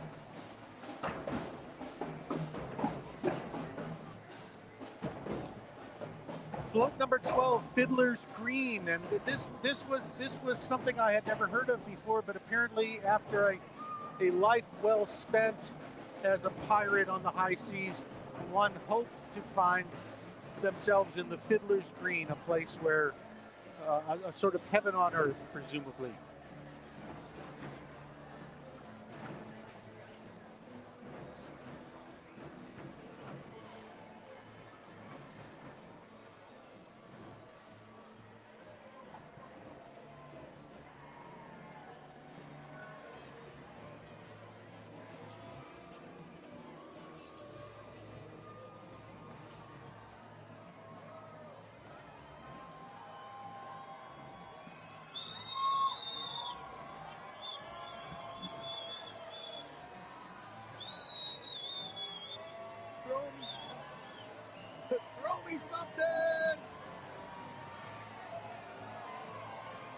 right, and right behind Fiddler's Green. Fiddler's Green is being pursued by denizens of the deep. A great sea serpent rearing its head.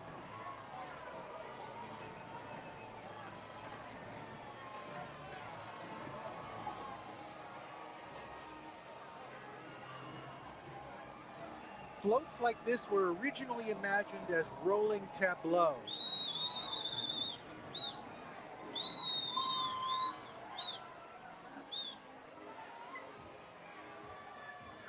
Nice. Oh, an excellent foam football toss.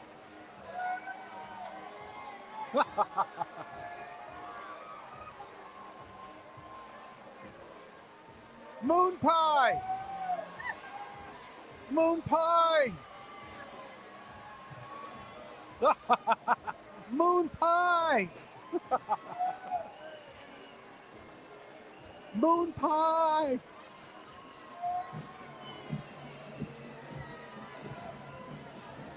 Oh, thank you. Oh, the best Mardi Gras throw of all, a moon pie.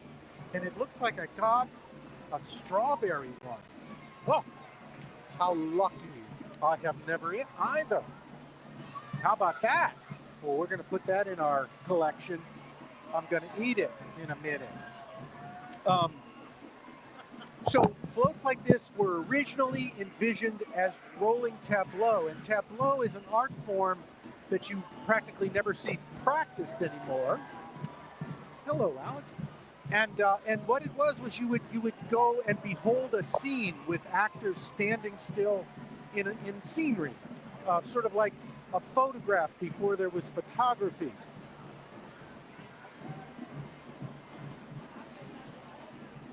Oh, there you go. Wonderful. So so when Carnival in New Orleans was new, these were imagined as rolling tableau. Since then, they've become very active, very, very active.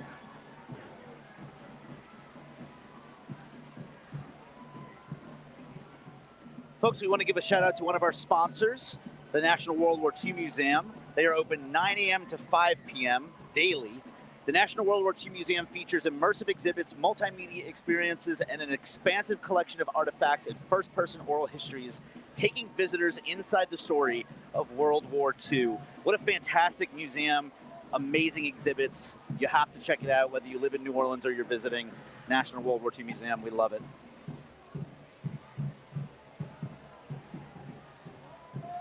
Alex, I'm going to turn over the floats to you.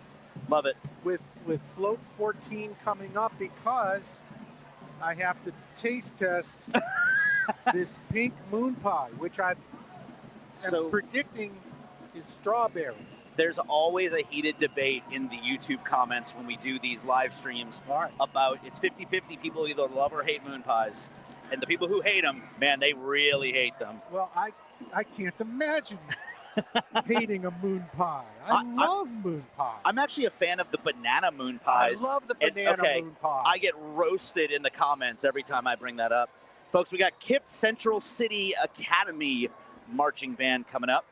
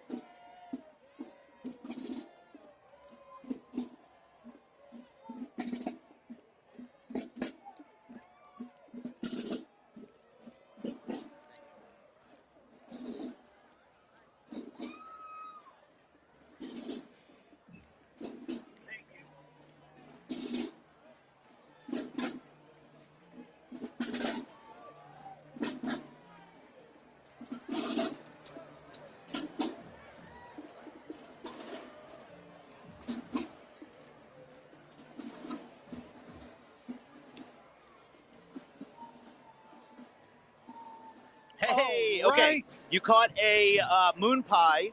Now, we think it's strawberry flavored. Do you want to take a bite and let us know what you think? I've never seen a pink moon pie before. I'm very excited. Yep. Moon pies. I am a fan of moon pies. Moon pies are a staple of Mardi Gras parades. A lot of the parades throw them. Thoughts? So good. So excellent. Fantastic. Strawberry flavor, I Strawberry. Love it. Shout out to the people in the YouTube comments who love moon pies. Always a heated debate for us in the YouTube comments. This is float number 14. Anne Bonny and Mary Reed, famous pirates. I think we're learning that not all pirates were male. Mm-hmm.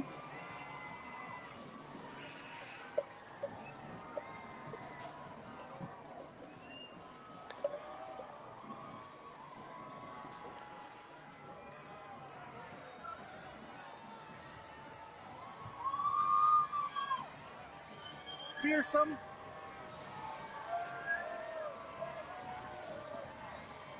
Oh, wonderful. Chrome seahorse beads. Oh, nice. How about that, man? A lot of cups. I love the cups.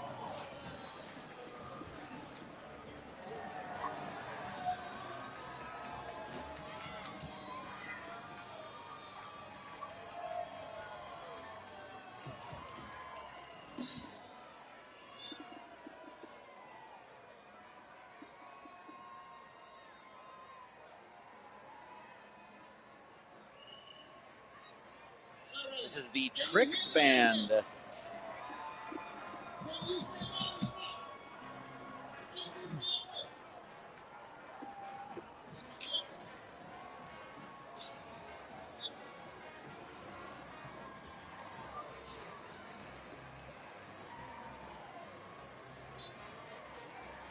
Float 15, the Barbary Pirates are upon us.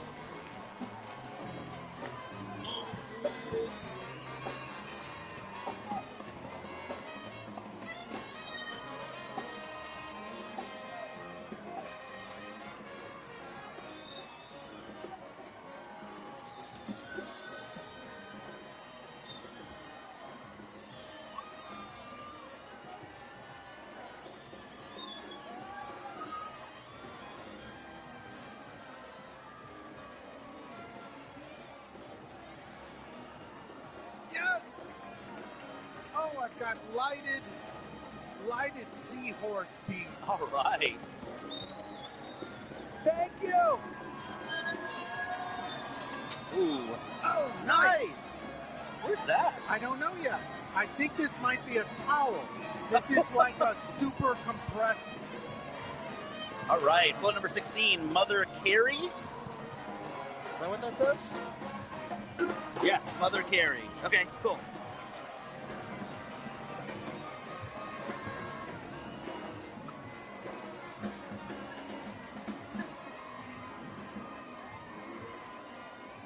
Mother Carey the Sea Witch.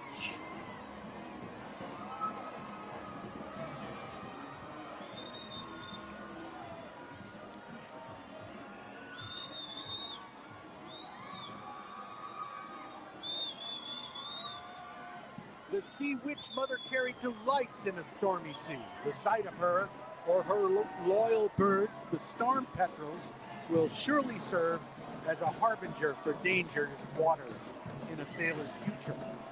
I had never heard that piece of lore. Yeah. This is Baker High School marching band.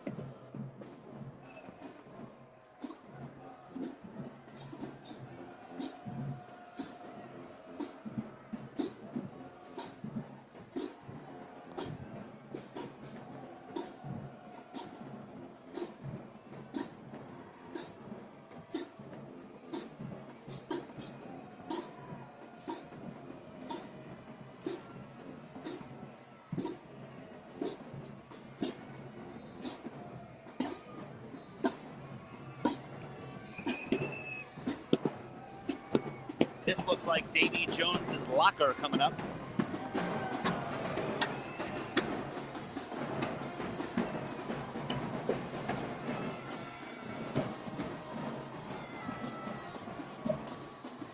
Alex, when your ship goes down, where do you go? Ooh, what a good question. I'm going to guess into the water. Into Davy Jones's locker, yes.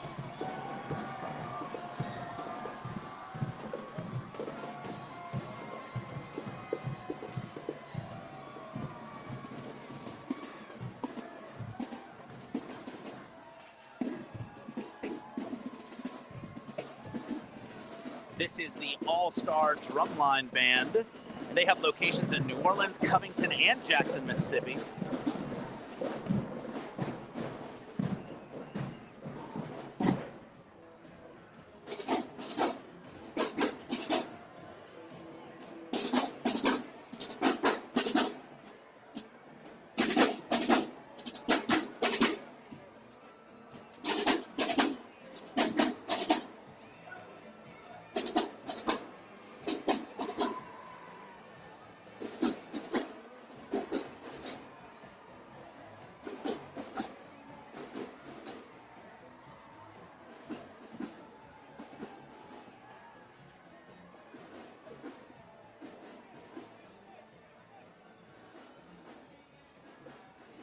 Doug, I'm going to let you pronounce this one.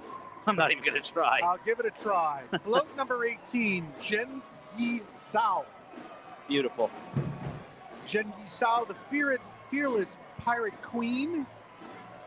Zen Yi Zhao was the scourge of the South China Sea, much to the chagrin of the Chinese Navy. As commander of the Red Flag Fleet and leader of a 60,000-man strong pirate confederation, her bravery and shrewdness earned her wealth. Whoa, nice. Oh, I got another whole bundle. All right. I won't have to buy beads next year. Oh, this is wonderful. Dem bones. Oh. I like black light. That's good. That's a cool looking float. That is a beautiful float. Oh, that's wonderful. Yay. Congratulations, Royal Artist. That is a beauty.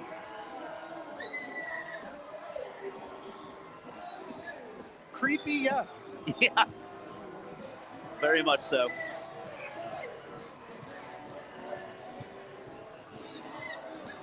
Here are the Jukebox Heroes.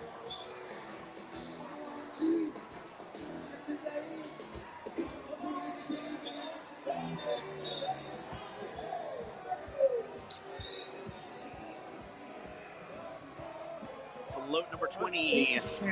Yes, indeed. I understand people gather in a Bywater bar periodically to sing sea shanties. Is that right? Where else? Right, that's true.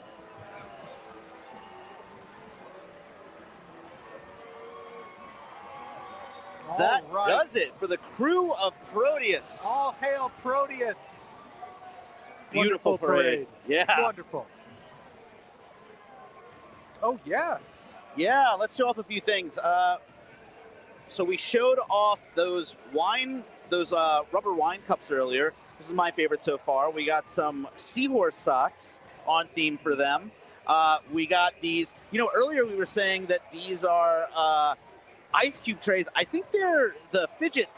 I think these are just meant to keep you distracted if you have ADHD. Well, there you go. Okay, here's the weirdest thing. Definitely take that home. Somebody threw me 2 sliders in a Ziploc bag. I kid you not. They thought I was hungry. I'm not going to eat them, but thank you to whoever threw them. Alex, if they threw you 2 of them, then they threw us sliders. That's true. They did throw. You go first. I didn't share my strawberry moon pie. That's okay. Folks, Orpheus is right around the corner. We're talking minutes away. Stick with us. We're going to take a little break. By the time you get back, the parade's going to be here, so don't go far. Thanks, y'all.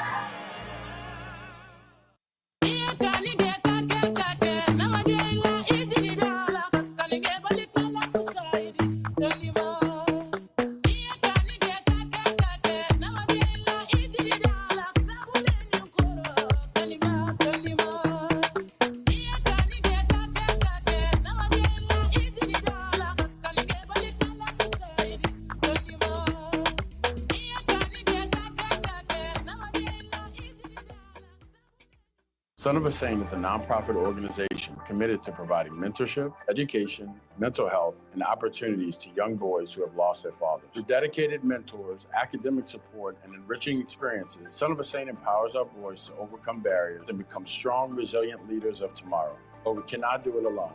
The need for our services in the community is great, and my ask of you is to help us fulfill that need through volunteering, becoming a mentor, or donating resources. Please visit sonofasaint.org today.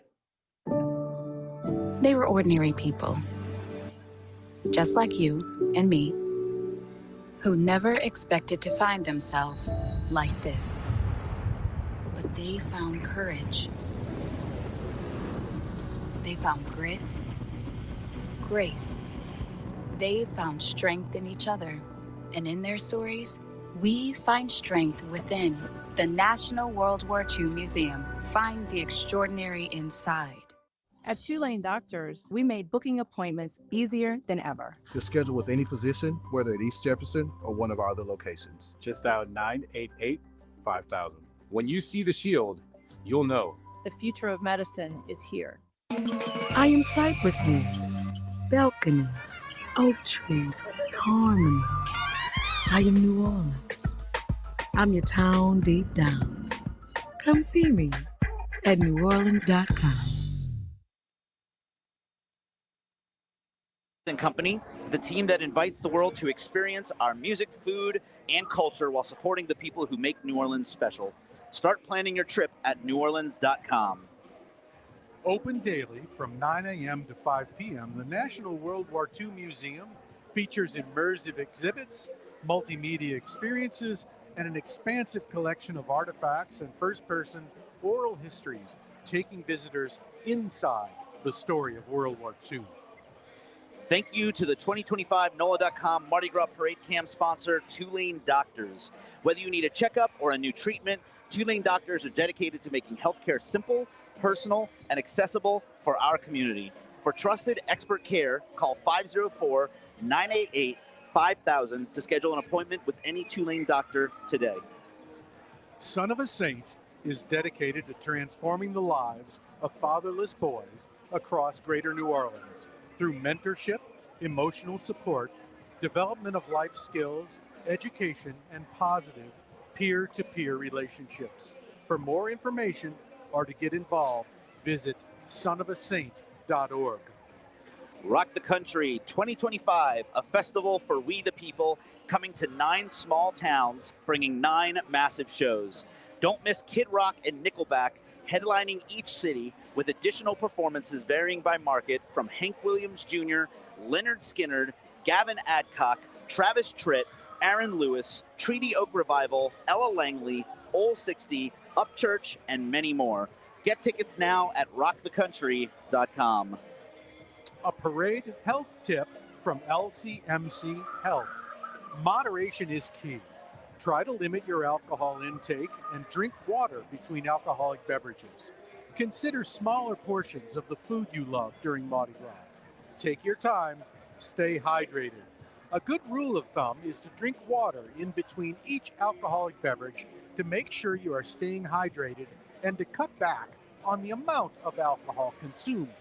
Choose a beverage that includes at least some water, such as club soda, seltzer, or mineral water, and blend beverages with ice. Folks, that was Proteus that you just saw with us, and Orpheus is blocks away. Behind us, back here, you can see Harmony Circle and the I-10 interstate back here. And Orpheus, the next parade, is right on the other side of the interstate. It's going to be here before we know it. Did you have a good Proteus, Doug? I thought Proteus was excellent. I love the sea theme. It was great. Yeah. All the myths and legends. It was terrific. And a beautiful parade. Beautiful parade. We were talking earlier about how Proteus is more in the old style of parades, and Orpheus, which is coming up, is a more modern take. Absolutely. Right? So, for example, on Proteus, we saw wooden wheels on the floats. And then for Orpheus coming up, we're going to see the polar opposite of that, which is LED lights and possibly screens and animatronics. And now we're going to see the height of what Mardi Gras parades can do in the modern age. Proteus is, in fact, the second oldest parade. Is it really? Yeah, Rex began parading in 1872, and Proteus began 10 years later. And now there were older parades that just don't run anymore. Right. There were parades Comus? that started up and dropped out. Comus Okay. was the first. Comus. Okay, and it dropped out eventually, and but there are lots of parades that you never hear of that came and went over the decades. Yeah, love it. Love to hear all about it. So Orpheus, which is coming up, 1,500 members, massive compared to what we just saw. Proteus had about 230, I believe. Yep. And then we're looking at 1,500 members on 43 floats for Orpheus. Their theme is As Above, So Below, with floats titled Riding the Winds, Down the Rabbit Hole, and Up, Up, and Away. So, we went from the sea to up in the air, it looks like. Something like that. In some cases. We're going to find out what exactly that means. Now, in addition to their themed floats this year, Orpheus has some standard, or what do you want to call it? Like some signature floats. Some signature floats, Yes. Thank you, that we see every year, which include the Smoky Mary, which is massive, the Orpheus Leviathan, and the Captain's Galleon, which we're going to see, which we see every year. Those are kind of their signature floats. We're going to let you know as we see those so you can follow along at home. Now, New Orleans native and winner of RuPaul's Drag Race, this is very exciting, Bianca Del Rio, a.k.a. Roy Haylock, who is from here in New Orleans, is the monarch this year. Very, very exciting. If you're not familiar with Bianca Del Rio, what a treat you're in for. The only downside is we're not going to get to hear her talk or roast anybody tonight. But look up Bianca Del Rio from RuPaul's Drag Race. Lots of fun videos all over the internet. She is just hilarious. Incredible. Almost a roast comic, in my opinion. And then also the Brothers Osborne, Grammy Award-winning artists, are headlining the post-parade music extravaganza tonight, Orpheescapade. And so for a lot of people who don't know this, some crews have their Mardi Gras balls, weeks before the parade sometimes. Orpheescapade, Endymion, and I don't know if there are any others. The Bacchus, it sounds like, their balls are at the end of the parade. So the parades literally go into the ball at the end of the night. So, for example, Orpheescapade tonight is in the convention center, and the parade will literally drive into the ball where everyone will be wearing tuxes waiting for the parade, and the parade will continue to throw and march, and it's wild. It's so much fun. Have you ever been to Orpheescapade? I have not. It's one of my favorites. Used to go every year before starting to do this, so I had to make a sacrifice. Now I do this. Beautiful, beautiful parade, and also a beautiful ball at the end of the night. Very, very fun. As you watch the Orpheus parade go by, as Alex mentioned, it has 1,500 riders, which is a lot, but it's a medium-sized parade. There are one or two parades that are pushing past the 3,000 mark. That's right. I think that Iris is the biggest. Mm-hmm. So imagine that the parade you're seeing tonight, which will seem so big compared to Proteus, is only half as big as Iris that rolled. Was it yesterday or Saturday? Saturday. Yeah. Thank you. Man, it's all a blur. When you're here for every one of these, it all blurs together. But it's so much fun. And it is. I love Carnival. It's my work in a way. Yeah. And at the same time, I've never loved it more. It's beautiful, man. It's so just wonderful to be out here for all of these. Orpheus is one of my favorites, and it's going to be beautiful this evening. We have a few signature throws we're trying to catch. Each of these parades have signature throws. Earlier for Proteus, we caught socks, some beautiful seahorse socks, because their theme is water themed. And so tonight for Orpheus, we are looking for hand-decorated tambourines, 4-foot-long stuffed dragons, LED cowboy hats, sunglasses, which are always my favorite, metal cups, special captain's doubloons featuring co-founder Harry Connick Jr. We were talking about the founders of this parade a little bit earlier. It's some New Orleans royalty, if you will, including Harry Connick Jr., born and raised in New Orleans musician, actor, Harry Connick Sr. Well, wait, hang on. Don, it was both. Okay. Don, our director, is giving me facts in my ear. So to clarify, It was founded by Harry Connick Jr. and Harry Connick Sr., in addition to Sonny Bory, the previous artistic director for Le Petit Theater here in the French Quarter. So a lot of New Orleans movers and shakers founded this parade. So there's a lot of, I like to say hometown heroes involved with it. Previous monarchs, so Orpheus doesn't have a king per se. They have what they call monarchs. Previous Orpheus monarchs have included Fats Domino, Quentin Tarantino, Sandra Bullock, Glenn Close, Whoopi Goldberg, Stevie Wonder, Lawrence Fishburne, Forrest Whitaker, Brad Paisley, Anne Rice, and Toby Keith. So that's a really interesting mix of actors and musicians. That's pretty cool. Love it. And tonight, once again, Bianca Del Rio, which is fantastic. Another person who is from here in New Orleans, from Gretna, I believe you were saying. From Gretna? Who I've known since high school. I did theater with Bianca, a.k.a. Roy Haylock. So it's going to be a fun night. This is going to be a very bright, colorful, well-designed parade that we are looking forward to. This might be it.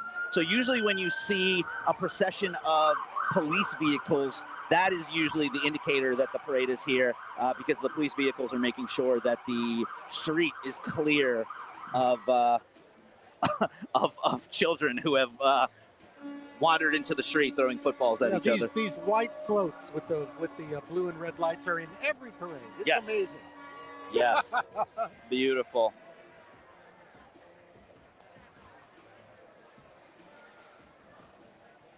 Yeah, so, something that's interesting is that the New Orleans and Louisiana police force, actually, Mardi Gras is so big that police officers are brought in from other cities, other counties, other states. They come in from all over to help the New Orleans Police Department put on Mardi Gras, because it's so massive, it requires so much security that, they basically, lack of a better term, shuttle other police officers in to help the city manage the whole situation. It's an incredible operation. When we're up here, we talk a lot about the design of the floats, the artistic merit, the handcrafted muse shoes, for example. But, what we don't talk a lot about, and what a lot of people don't see, are the logistics the city has to deal with on the back end, because we're talking trash pickup. We're talking about police officers, security. I mean, when the Mardi Gras parade ends and people go home, you don't realize it, but these people are still working till 2, 3 in the morning, doing trash pickup, doing, taking off the roadblocks so that traffic can resume the next morning. I mean, it's a crazy operation. And keep in mind, this isn't like a music festival where, you need security detail in a fenced-off area. We're talking about security detail over, like, almost an entire city. It is truly wild and remarkable how they pull it off.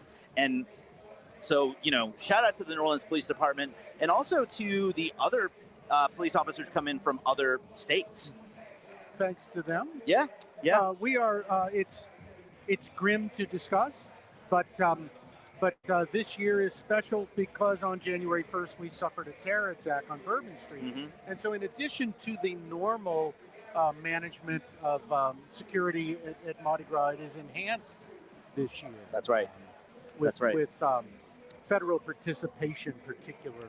That's right, absolutely. And I don't know if the cameras were on earlier, but usually before every parade of the day or night, we will see the sheriff or someone from the sheriff's department, whoever the what do you want to call it, the ranking commander in the area is, and they will walk down and do an on-foot inspection of every parade route before the first parade even gets here, to show that they are, really taking everything seriously. It's pretty incredible. The superintendent of police walked in front of the Proteus parade. Thank you. There's a lot of official positions rattling around in my head. And this is the Kern Command Vehicle. Blaine Kern Studios is certainly the biggest float producer in New Orleans and probably the world. Mm-hmm. And Blaine Kern Studios recently bought 2 more warehouse studios. Oh, wow. They're going to have 2 more warehouse studios on the West Bank, explaining that they build 1,000 floats a year. Wow. How about that? And even if you've never been to Mardi Gras, you might be familiar with Kern Studios' work because they also build things for theme parks like Universal Studios. So if you go to Universal Studios and you see some of those big characters, sometimes they're built by New Orleans-based companies, especially Blaine Kern Studios. And Universal Studios, I think, also has a Mardi Gras parade that goes through their downtown area. So even if you've never been to Mardi Gras, you might have seen some of Blaine Kern Studios' work around the country and other places. If you count Carnival, all of the costumes, the float builders, the Mardi Gras Indians, everybody who does something artistic, I think New Orleans might be the art capital of the country. We just don't call it that. Right. Yeah, that makes sense because I think most people would say Mardi Gras is a party before they would say it's an artistic endeavor, but it truly is an artistic endeavor. And you're right, all the artists that are involved with making Mardi Gras happen probably does make us the biggest artistic city. What do you think, on the planet? In addition to being an observer and consuming these parades, tomorrow morning, many of us will go downtown wearing a homemade costume of some kind to show off to one another. Maybe 10,000 people will show up in costume. Now, what you don't see if you're not from here or not watching, or if you're watching from home, there's a whole other celebration that happens tomorrow after Zulu and Rex, which is the St. Anne parade that happens in the French Quarter.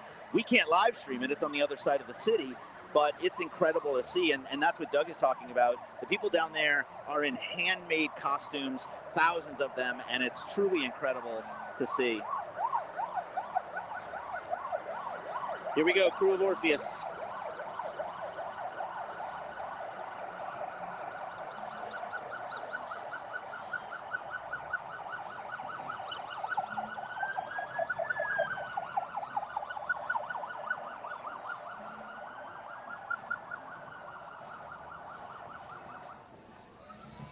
And a Shriner motorcycle contingent to get things get things rolling, so to speak. Orpheus celebrates the citizens of New Orleans and welcomes our guests. This is the start right here, folks.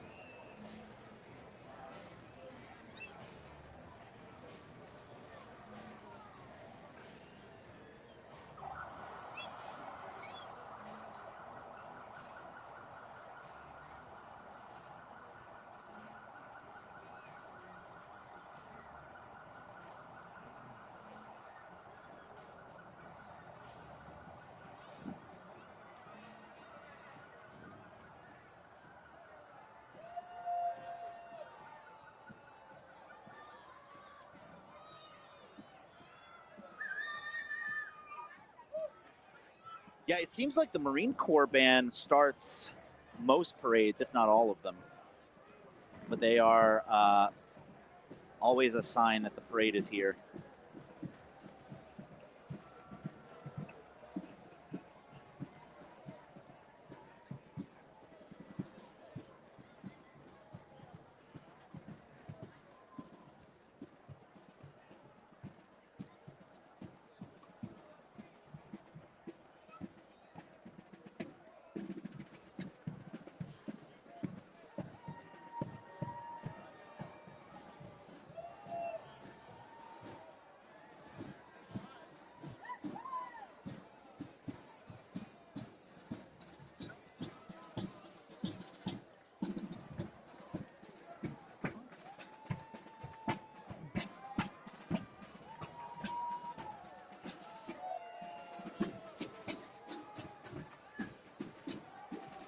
And these flambeaux have a custom-made Orpheus reflector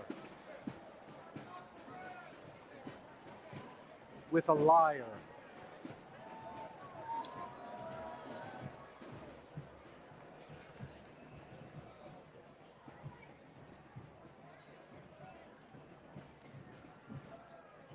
This is Mississippi Valley State University. They would never play here. Folks, we are using some reverse psychology, hoping that the bands play here by wishing that they don't.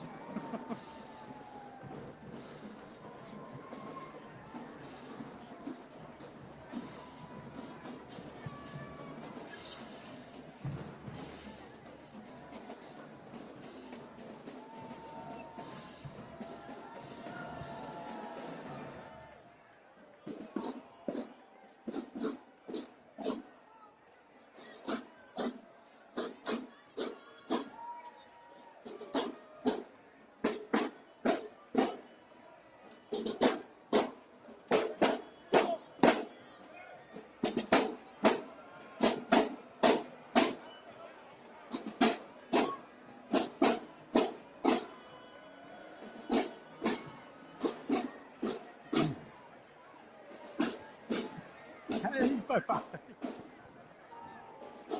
Oh, we've discovered that if you express even the slightest optimism that the band is going to play, they won't. They won't. So we're taken to expressing certain amount of pessimism. Where this comes. Little Mardi Gras reverse psychology. The Krewe of Orpheus welcomes NOCA. All right. I went New to NOCA. Orleans Center for Creative Arts. You did? Oh, yeah. Hey, I know her. I went to school with her. That's Amy. Hello, Amy. My son went to NOCA also. Yeah, I went for musical theater. Here comes Talladega College.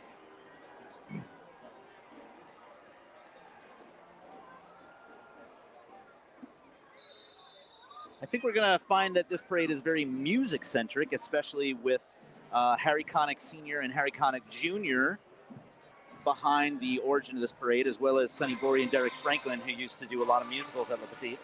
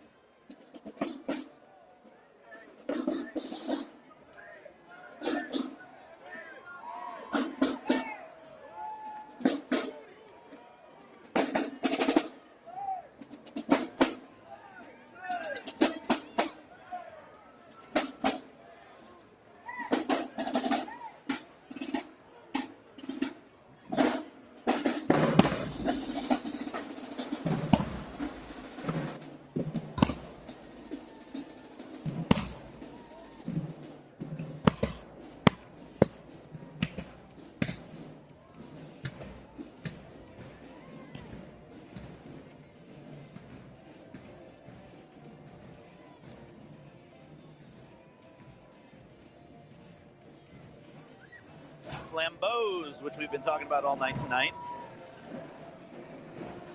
Originally started pre-electric light days so that they would illuminate the floats. If I was in a marching band, I'd want to play the big bass drum because it hits you right here, right in the solar plexus. It hits you.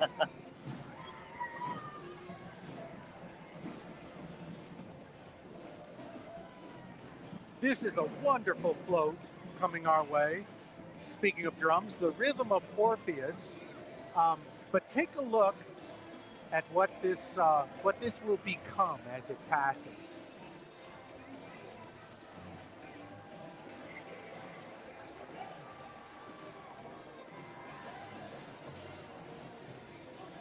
Oh, cool.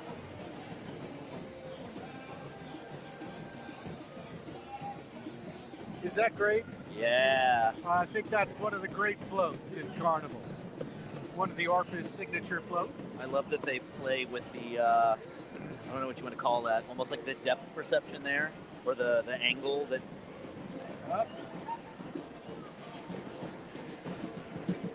That's cool.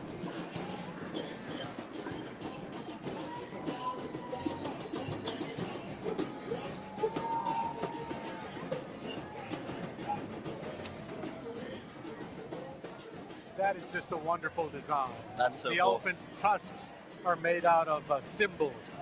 Yeah, it looks like drums until it gets here, and then you realize it's an elephant. Exactly. Very cool.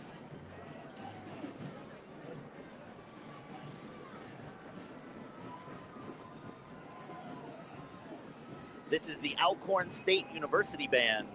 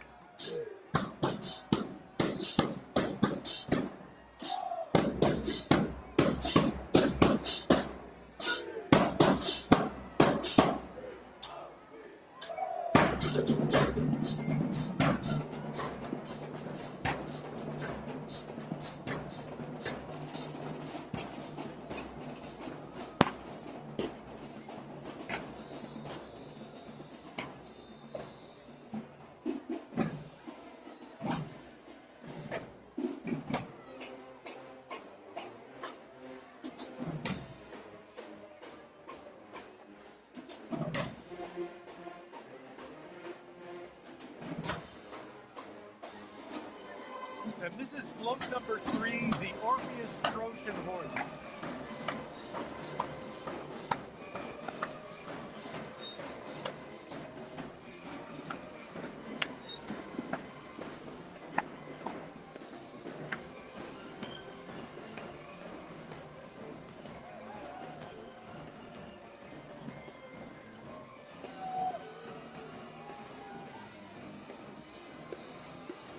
It was, of course, a sculpted horse that looked like a tribute, but was actually a trap.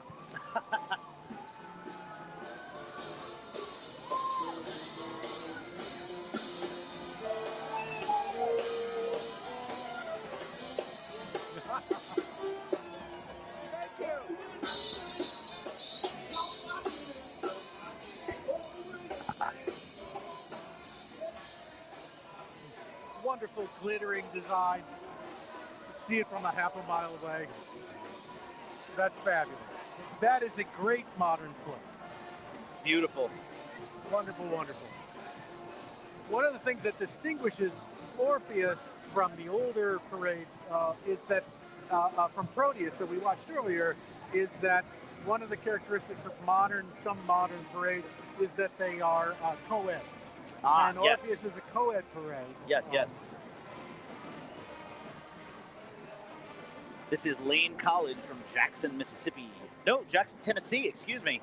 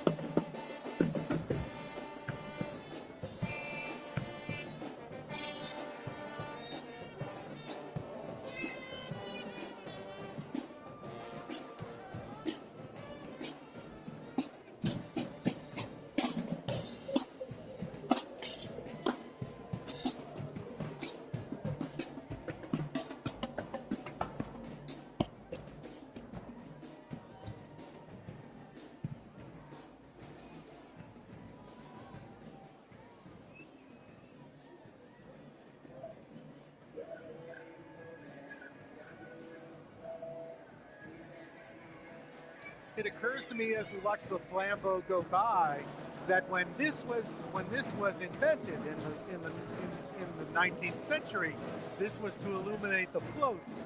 And in the 21st century, the flambeaux are a feature of their own. They're not really illuminating anything so much as just being a feature. Well, now they are an iconic image people associate with Mardi Gras. Float number 4, the captain's galleon, has arrived. Once again, just a marvelous, marvelous modern design float. Love it. So cool.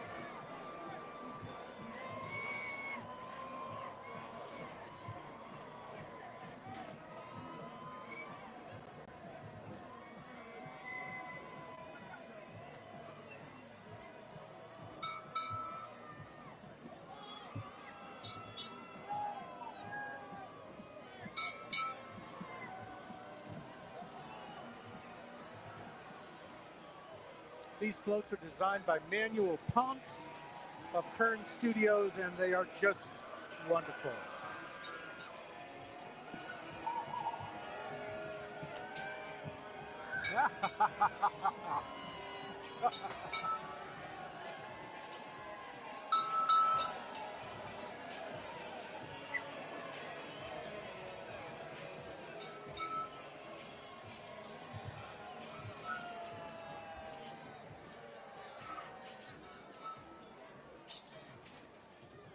The captain's galleon has left a cloud of smoke in its wake. This is the L.B. Landry High School from right here in New Orleans.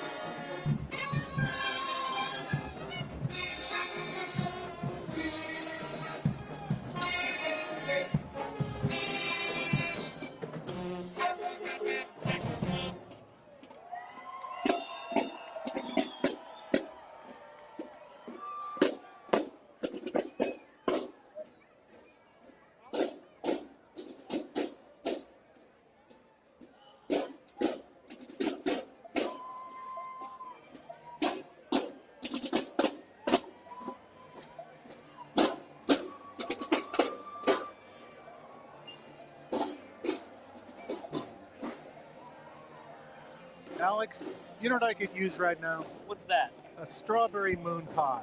Strawberry moon pie. Just one of the small ones. I have been out here all Mardi Gras season. We have caught a ton of moon pies, and that's the first strawberry one I've ever seen. And that was the first strawberry moon pie I've ever seen in my life.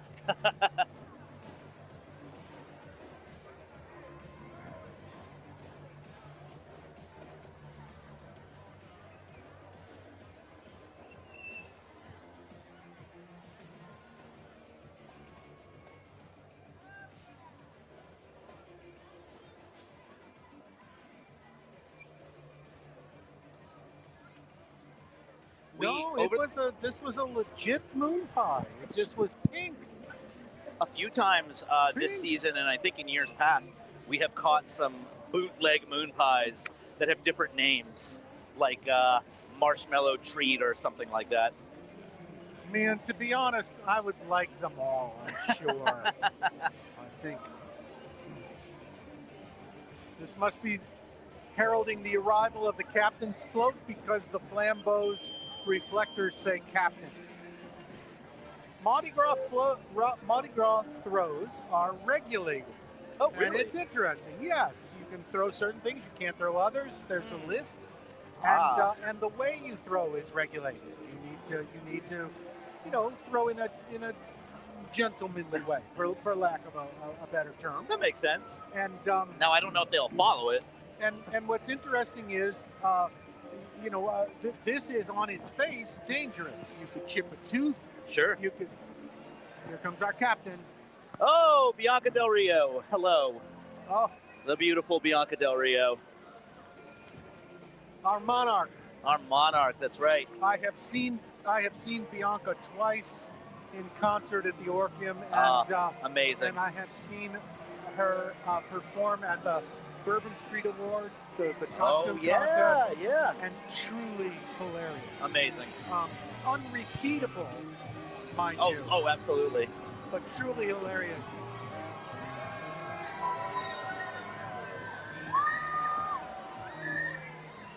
The monarch, Bianca Del Rio from Gretna.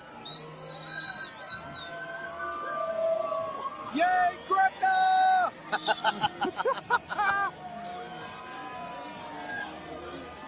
Let's hear it for Gretna. Splendid as always.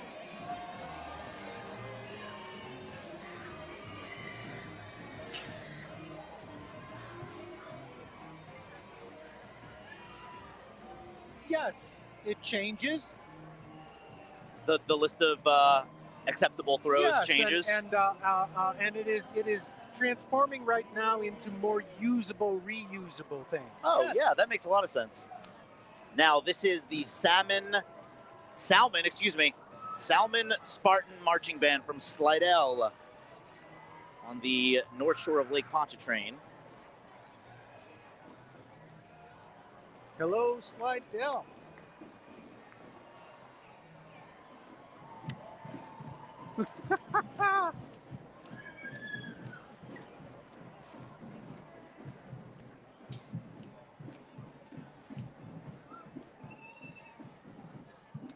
So, for instance, back in the early 1800s, people used to throw bags of flour. Oh. So, flour bombs, and you could, I don't even know if there were parades, float parades per se at the time, but part of the chaos of Carnival was to throw flour bombs. Amazing.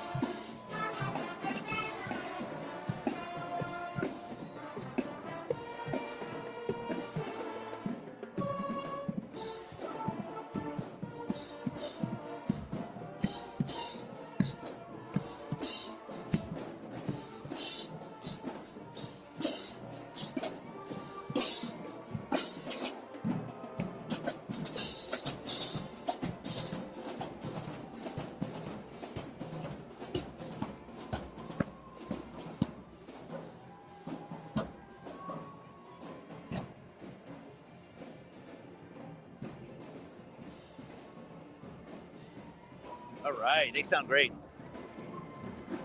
So if we could go back to 1830, something like that, people might have been throwing flour bombs, little bags of flour. Those are still prohibited in the 21st century Carnival Code. I'm so glad. You can't do that, Alex. I'll keep that in mind. It's also against the rules to bring a snake within something like 500 feet of a Mardi Gras parade. What had to happen?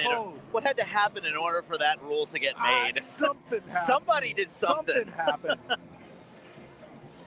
But there's a state law that allows you to throw beads without fear of being sued. Oh, that makes sense. In the ordinary process of conducting a parade and throwing beads, somebody can't come back at you and say, you hit me and you broke my eyeglasses. Ah, that makes a lot of sense. All right, the brothers Osborne have arrived.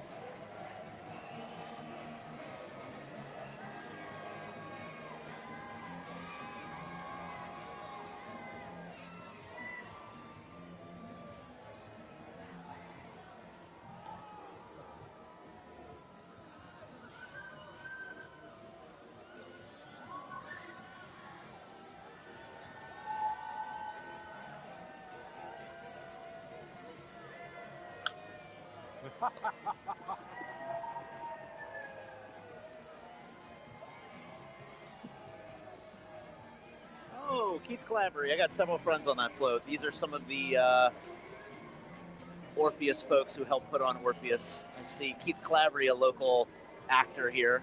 I know the name for sure. Yeah, with the NOLA project. For sure.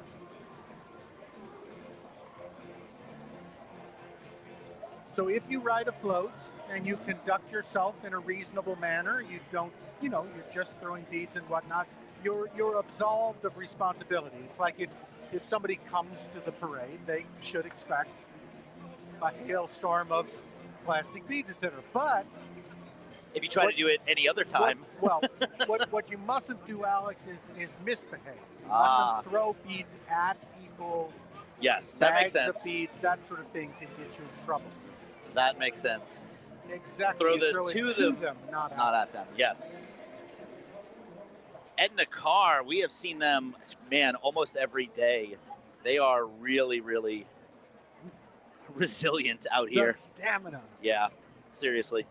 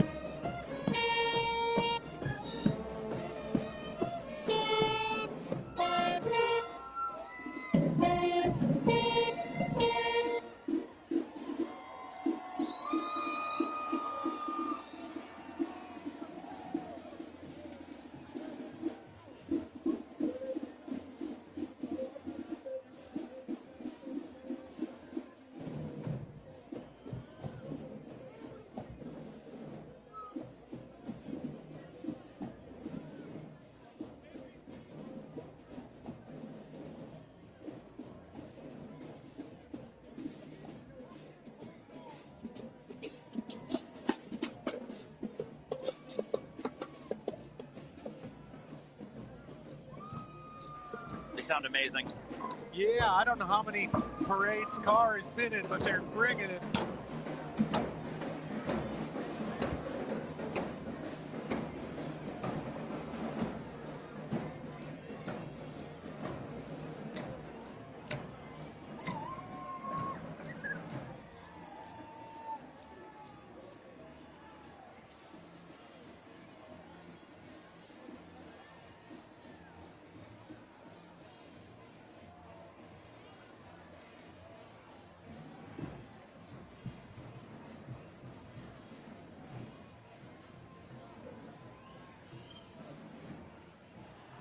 I see some Saints players on this float.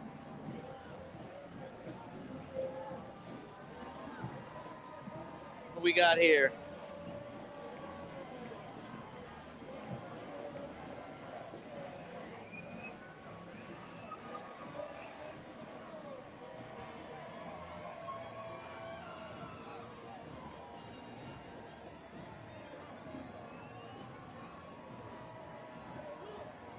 Oh yeah, float of entirely New Orleans Saints.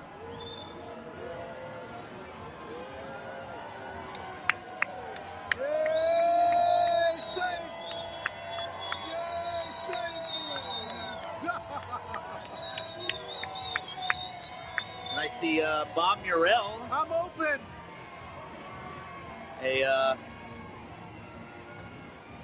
Who is running for city council.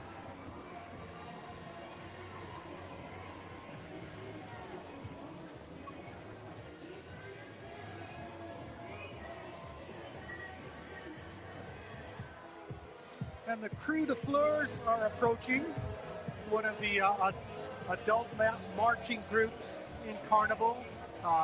Since about 2000, this has been a big addition to the scene in the New Orleans Mardi Gras. And I'm assuming every single one of these is handmade. Yes, and they choose a different flower each year. I'm guessing that they are orchids this year. Beautiful. Hail Fleurs!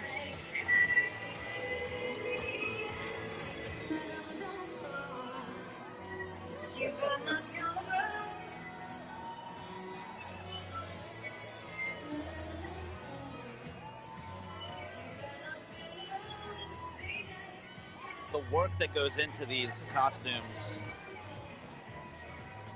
incredible.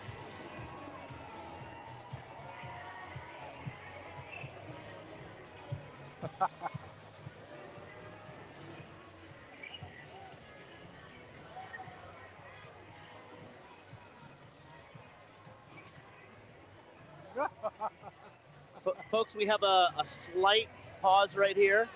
I want to remind everyone that tomorrow's parades are going to be a little different. We're supposed to have some really bad weather here in New Orleans tomorrow, winds of around 50 plus miles an hour. So please stay tuned to the news if you are planning to come out here for the parades or even just watch them at home. Some disappointing news that we got is that both parades, Zulu and Rex, are going to have abbreviated routes, which means that Rex will not pass this location. So there will be a live stream tomorrow morning, but it will just be Zulu. It won't be, Rex won't be here, unfortunately, and there's nothing we can really do about it. We can't control the weather, so please don't get mad at me. I'm just the messenger. And the parades are also compressed. There will be no marching groups or bands. So we're very happy that we get to see the parades at all. We don't want to be pessimistic, but we want to fill you in and give you the hard facts about what's going on. And get there at least an hour earlier than you expected, because they're going to right. roll an hour and a half and an hour. Yes, Zulu rolls at 6:30, which is earlier than it typically rolls. We also want to give a couple of shout outs, speaking of our streams, to the sponsors who make this happen. New Orleans & Company is here to help. No city is built to host like New Orleans. From world-class conferences to intimate business meetings, they make it easy to plan your meeting or event in a city that knows hospitality. You can start planning your event at neworleans.com. Open daily from 9 a.m. to 5 p.m., the National World War II Museum features immersive exhibits, multimedia experiences, and an expansive collection of artifacts and first-person oral histories, taking visitors inside the story of World War II. We forget about there's a Harlequin here. Wait a minute. Oh yeah, hello. How's it going? You look fantastic. Look right up here. There we go. A Harlequin has appeared. A wild Harlequin. Hello. How are you? You having a good time? Yeah? Beautiful. It's great being in the stands right here because we can see all the people behind us. There's a whole other group of people right here. We can see the people across the street. It's a fantastic place to be standing in. We can see a lot of great costumes and what people are wearing. There we go. A lot of people wearing the stuff they caught.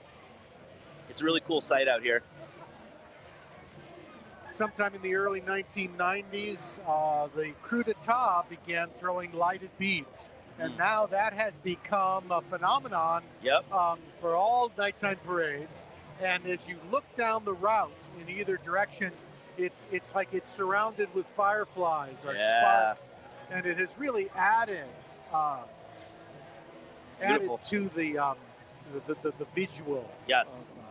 When we haven't had any of the floats yet that are really it's filled coming with riders that will be throwing. Oh, is this? Here we go. This looks like the Smoky Mary. This is the Smoky Mary. This float is massive. It's multiple floats in tandem, and it is a signature float for Orpheus. And it's one that everybody looks forward to every year. Talking about, LED lights and moving parts. I mean, look at the lights on this thing.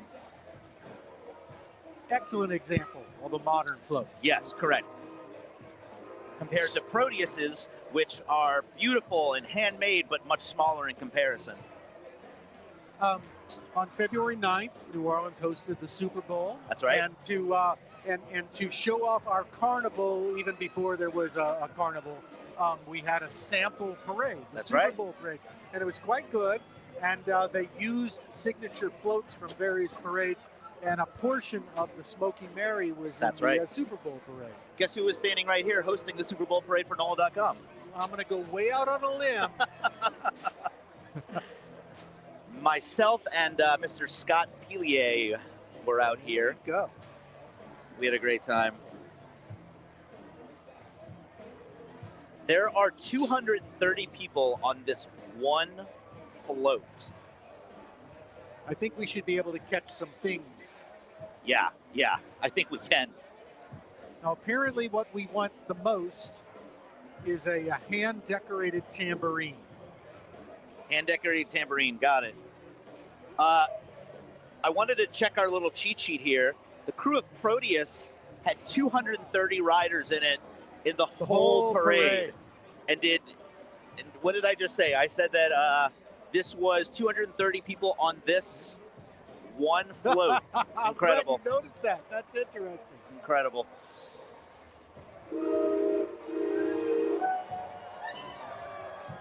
We're also being told that this float has had the same driver since, I'm assuming the float has been created, so probably in the 90s? One person, Barry Daigle, the whole time. Congratulations. Shout out to Barry Daigle. I hope they pay that man well.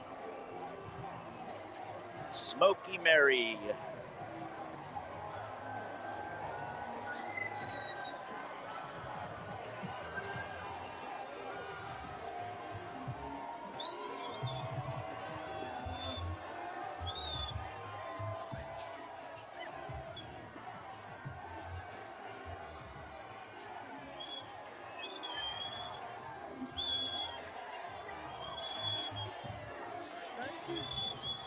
Well, we've got signature floats. All right. We've got the Orpheus Lyre.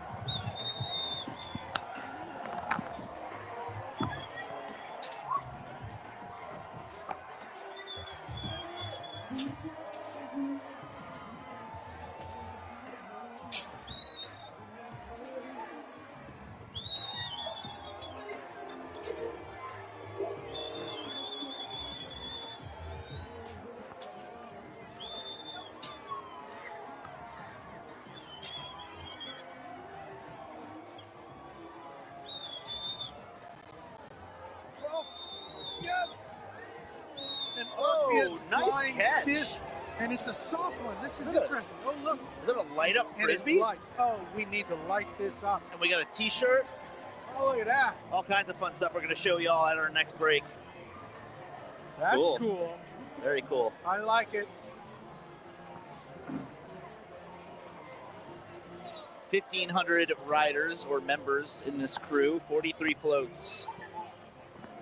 We're doing our best to catch some tambourines some Smoky stuffed Mary. dragons. So the float that just went by, the Smoky Mary, there are 8 sections, including the engine at the front. Incredible. 230 riders on that float alone. It's really not one float, it's like multiple floats.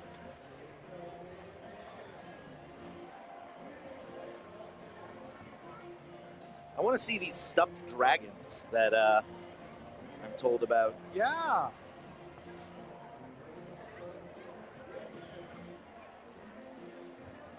And LED cowboy hats.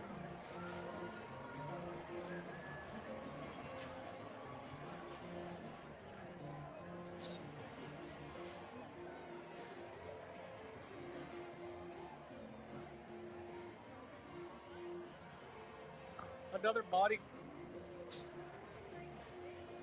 This is St. Paul's School Marching Band from Covington, across the lake from here. The Marching Wolves.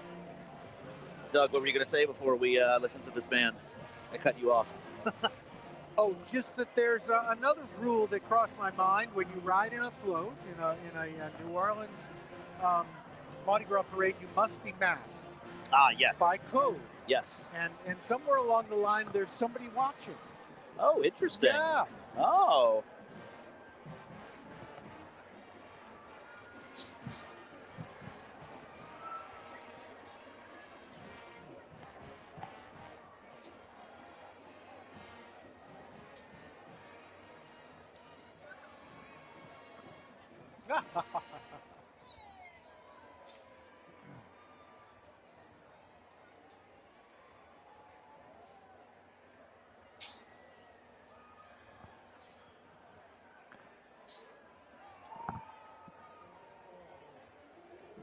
We're delayed, but it's probably a predictable delay when the parade reaches Gallier Hall, the old 19th century City Hall of New Orleans. The whole parade will pause while dignitaries offer toasts to the mayor and vice versa. That's right. And that's about, what, 2 blocks from here? Down the route from us? If that. Oh, 3 blocks, okay.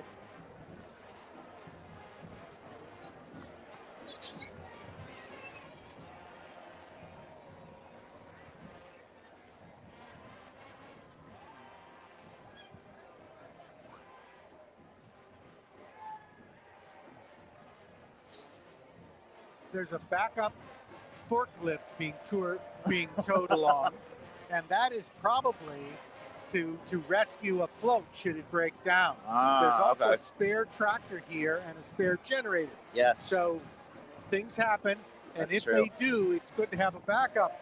But this forklift, This poor forklift getting covered. has become a bead magnet as it goes down the street.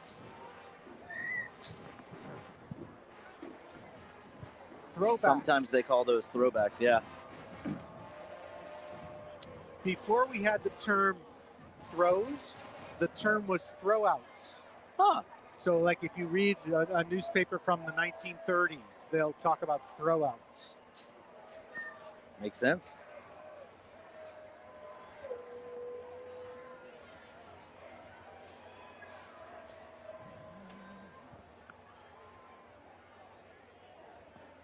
Speaking of Gallier Hall, the first mention of throws being thrown from a parade was someone throwing beads from the Rex parade to Mayor Flowers on the steps of Gallier Hall. But they don't specify what it was that he was catching. What do you think it was? You think it was just beads? Small toys, and I bet beads. Okay. Beads made sense, because what would royalty throw? They weren't LED blinking cups or hats too, or swords. too. Folks, while we got a little pause right here, we want to give another shout out to New Orleans and Company. From world-class conferences to intimate business meetings, they make it easy to plan your meeting or event in a city that knows hospitality. Start planning your event at neworleans.com. Open daily from 9 a.m. to 5 p.m. The National World War II Museum features immersive exhibits, multimedia experiences, and an expansive collection of artifacts and first-person oral histories, taking visitors inside the story of World War II.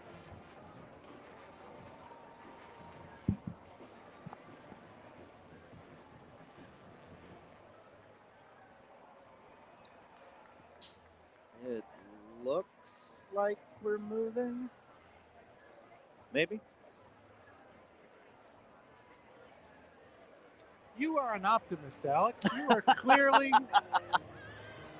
you are clearly an optimist. Just like hoping the bands play right here.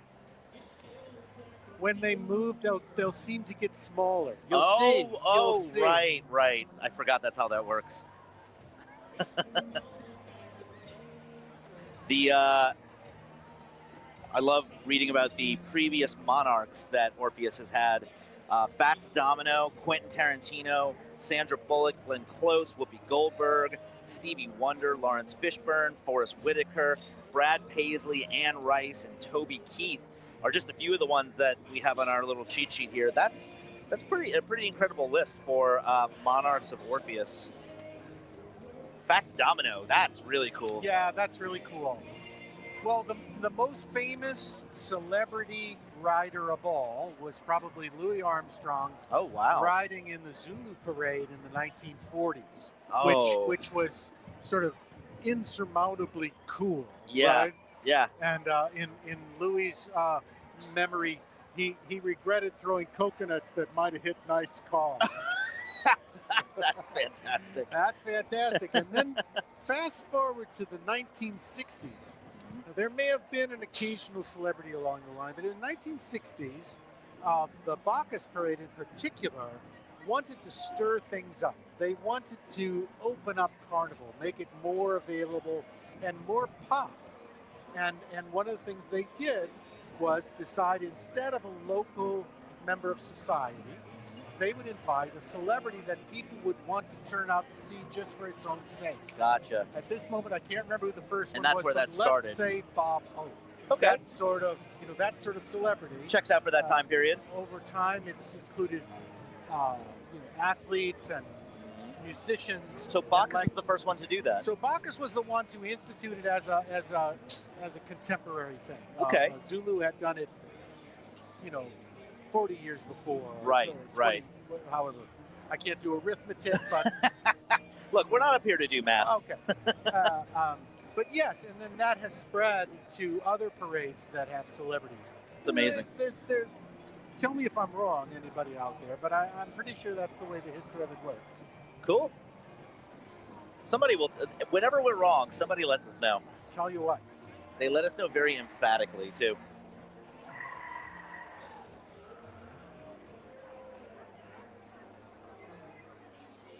Yeah, in the newspaper you say, if you ever want to find out whether people are reading you, misspell something in the headline. That's incredible. So if they don't correct your spelling, nobody's reading. We are on the move. The Smoky Mary has pulled out of the station. Ooh, thank you very much. I appreciate it. Thank you. Thank you to our producer, Amelia, for bringing us drinks.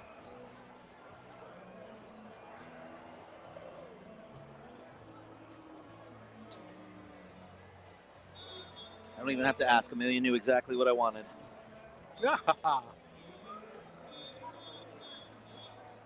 Here we go. We're moving. One more time. That's St. Paul's School right in front of us. We might see them. We might see a little action from them as they pass. Alex. Oh, no, we're supposed to be pessimistic. That's right. I hope we don't. Put the mojo on us. I hope we don't see them do anything.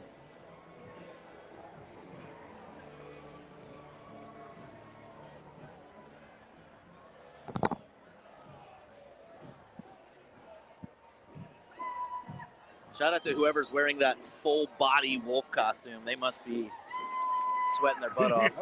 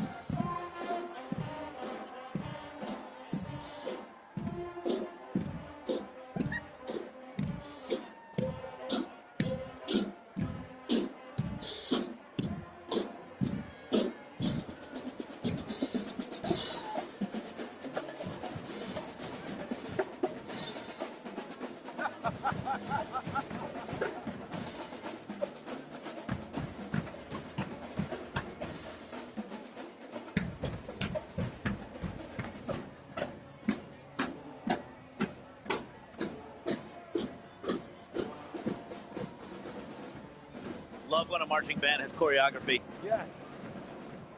Man, you know, we were talking about how big this parade is compared to Proteus. We are just now getting to the title float. We've already had so much go by for Orpheus. So the theme for Orpheus this year is as above, so below. And that will probably become clearer as the parade goes. Yeah, I'm still trying to wrap my brain around it.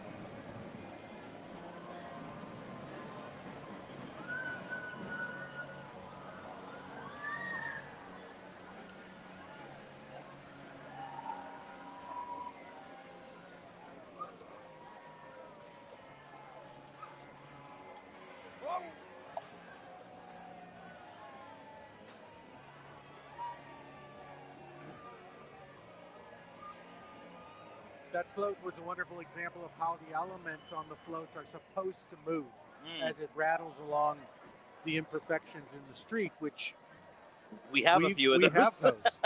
We have a few of those. This is Abramson Psi Academy, the Beast from the East, or the band from the East. We actually saw them yesterday, I think. So another group that's been marching probably almost every day. Maybe they won't play.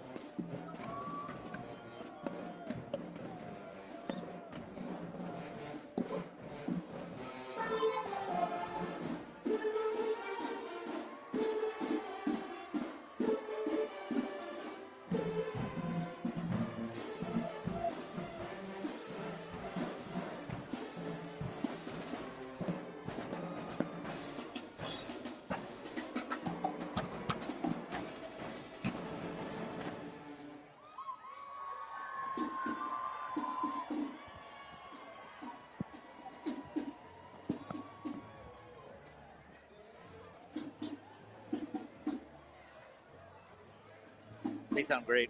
And our next float, float number 10, is Down the Rabbit Hole, which has to do with the title theme, as above, so below. Down the rabbit hole, down, down, down, Alice fell into a world curiously different from our own. A world where flowers can speak, cats can grin, and frogs in frock coats can ride rabbits to deliver proclamations throughout the land. So says the Carnival Bulletin. Love it.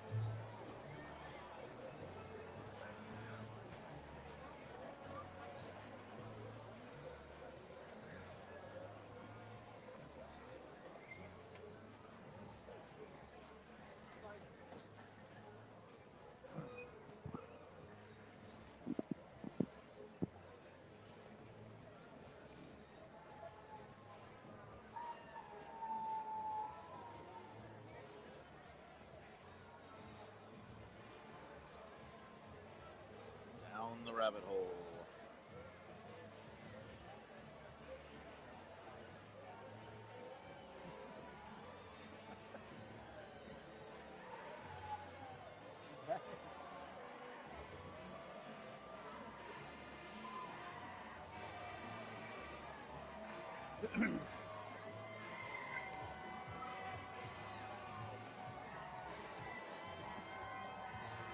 And down the rabbit hole, very, very highly decorated float. Beautiful. Really sort of old-fashioned and modern at the same time. Just beautiful. Over the top with the dangling flowers. So intricate. Yes! All right. Speaking of light up stuff. Ah! Gotta light up football. Excellent.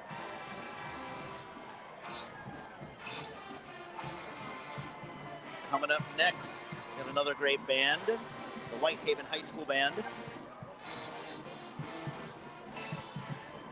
from Tennessee. All right, Memphis. Welcome to New Orleans, Memphis.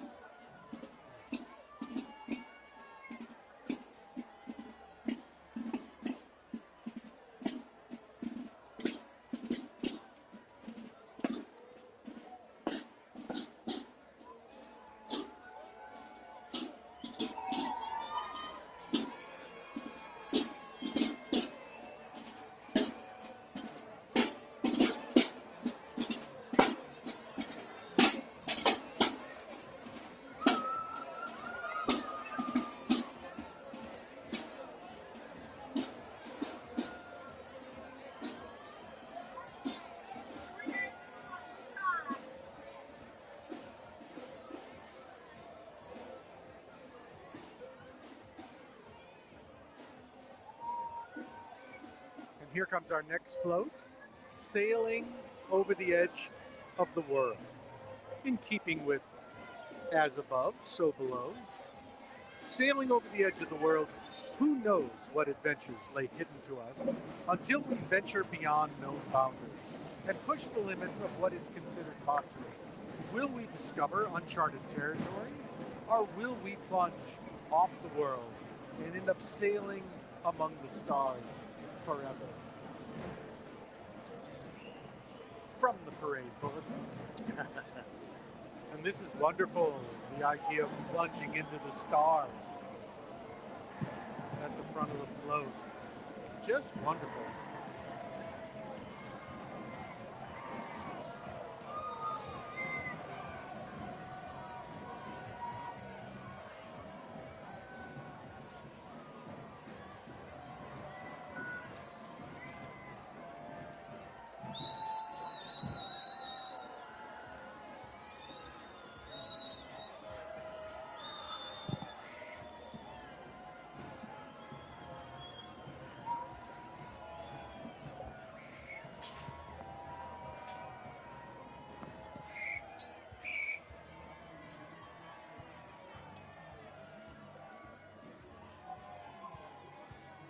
next, we've got St.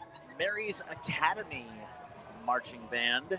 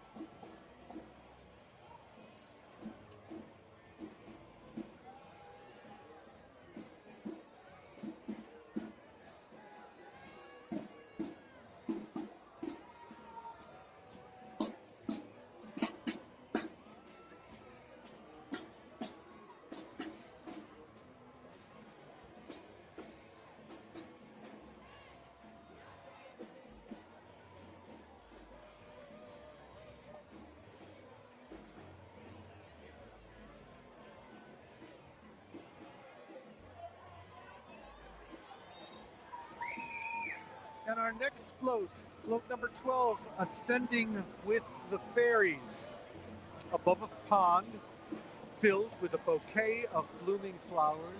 The fluttering of tiny wings fills the air, and a kaleidoscope of butterflies arrive, guiding an enchanted fairy chariot from its home amongst the low tide up into the aromatic breeze to greet the coming of spring.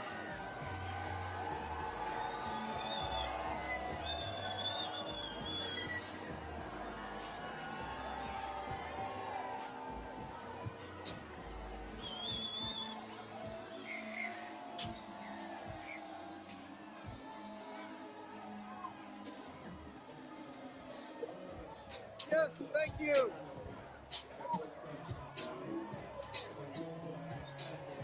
No, yes. All these floats for Orpheus are so intricate.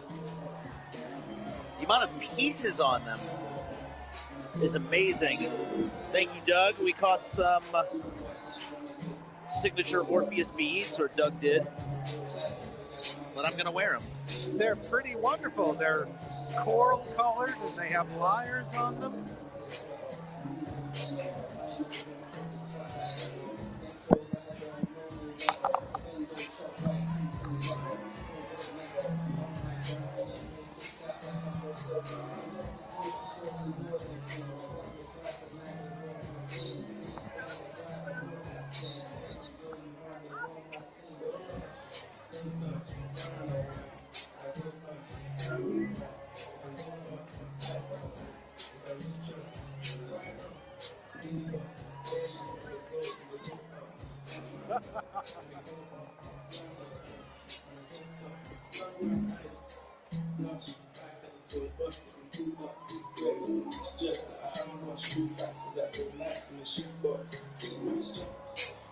And this next contingent is the dance troupe from the Mystic Crew of Femme Fatale.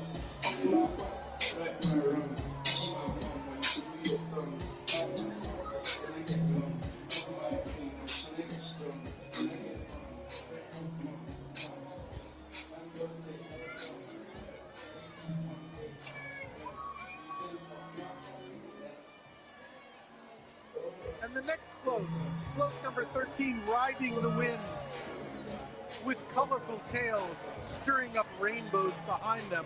Dozens of ebullient kites soar high into the clear open sky.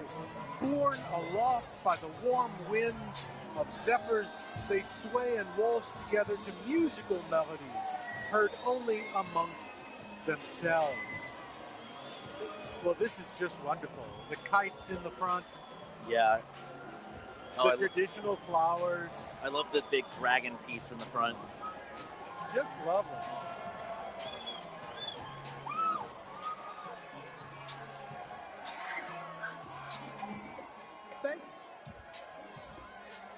Yeah. Glass.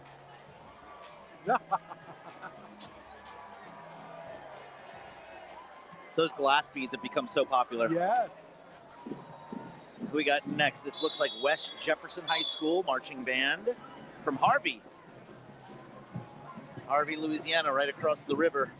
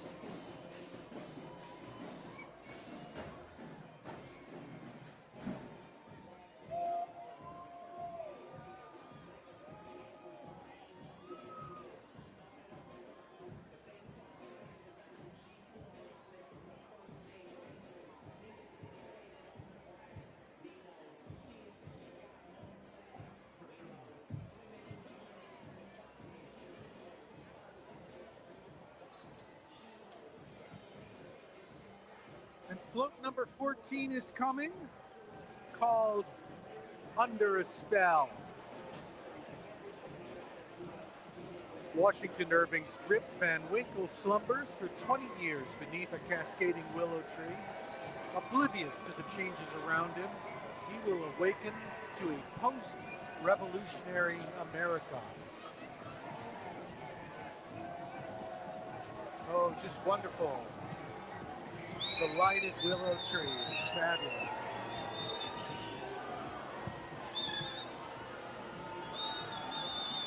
Tulip tree, maybe.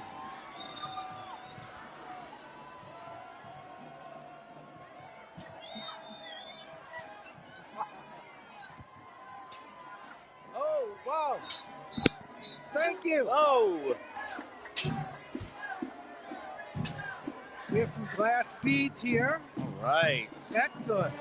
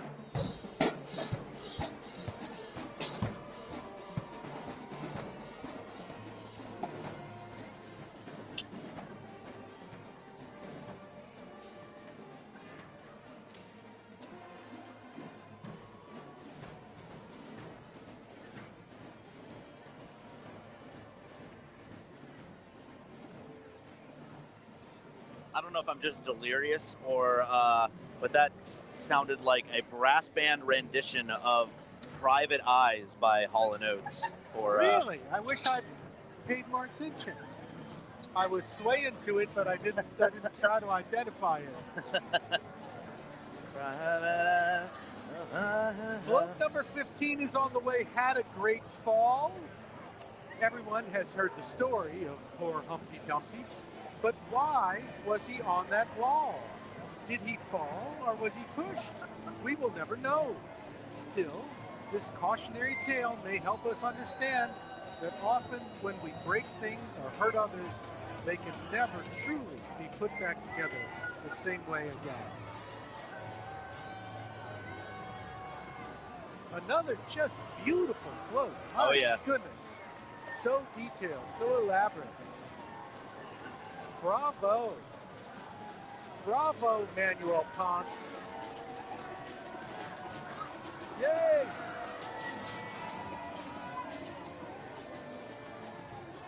Yay! All Oh, we right. caught an arm load that time. Nice. All right. All right. Coming up next, we got the Disco Amigos. Love this group. Me too.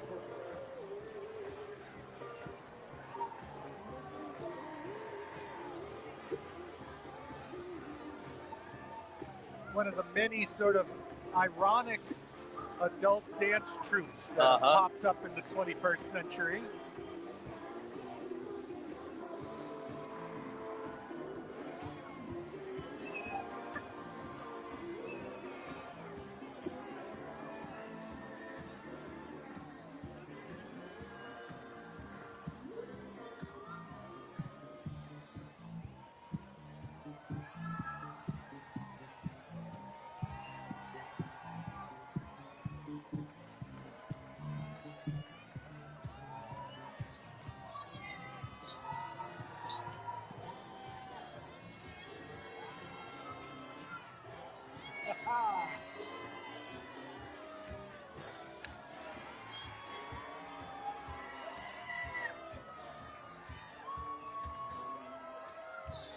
Oh, they have practiced. Oh, yeah. They have practiced. Oh, they are on it. My goodness. I love these dance troupes. I love that they're a mixture of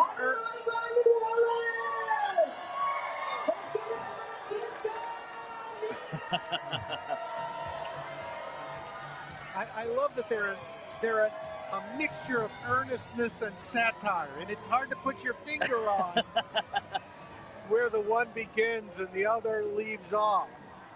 Look at this massive disco ball. This thing is incredible.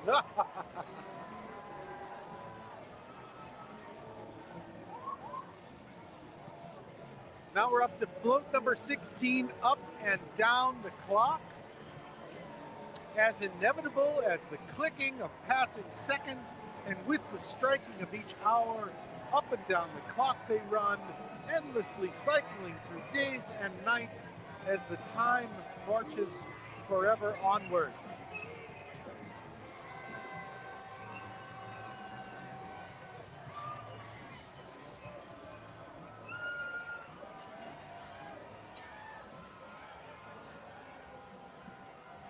Hickory dickory dock. That's right. I think.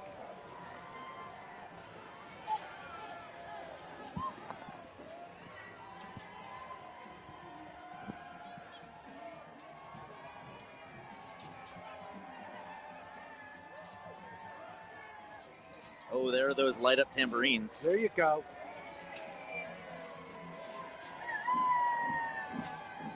Beautiful, beautiful float. This is the L.W. Higgins High School from Marrero.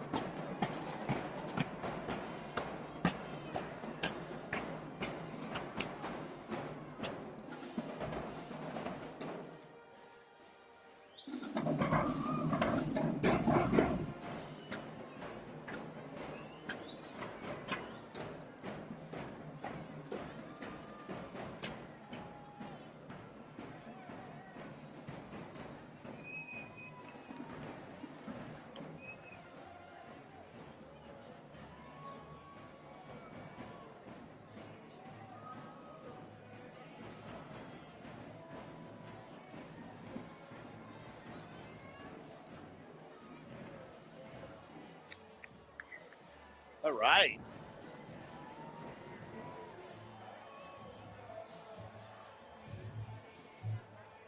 I love that they their school mascot, I believe, are the Hurricanes, and they were playing Rock You Like a Hurricane. All right, smoking down the avenue comes the Orpheus Leviathan, one of the crew's signature floats. Love this one. Just fabulous. Through the fog and mist of the rolling deep, we see the most famous of all beasts, the great Leviathan, frolicking with her young offspring through forgotten ships and bounties of long ago, resplendent in her twinkling and ever-changing finery. Surely there are none to equal her majesty and magnificence.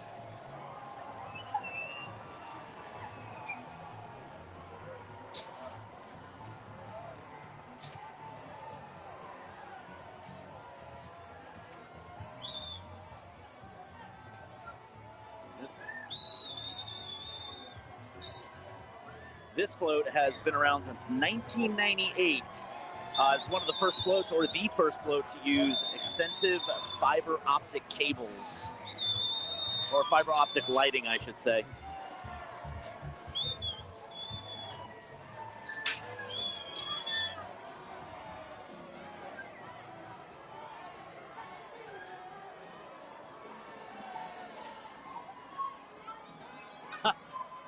Little baby Leviathan on the back. The Petoskey Steel Drum Band is coming up next. We saw them yesterday. It looks like, from what we saw yesterday, the band is entirely made up of kids playing steel drums.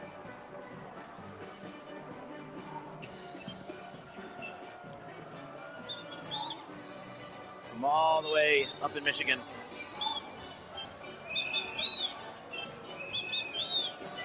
Yeah!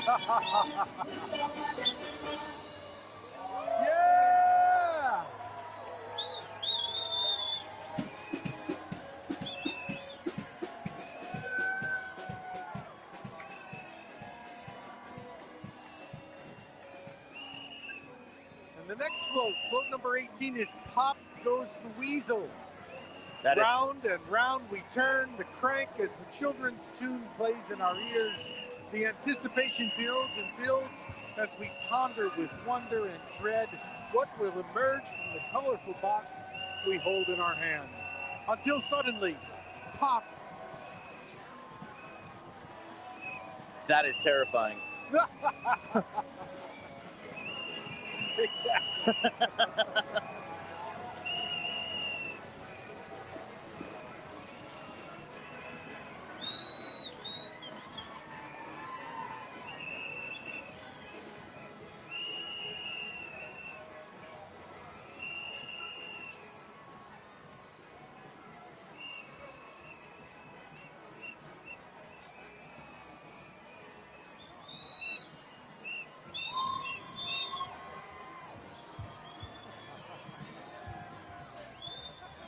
Yeah!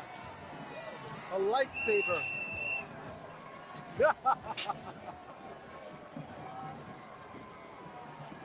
Here comes the Renew All-Star Band from here in New Orleans.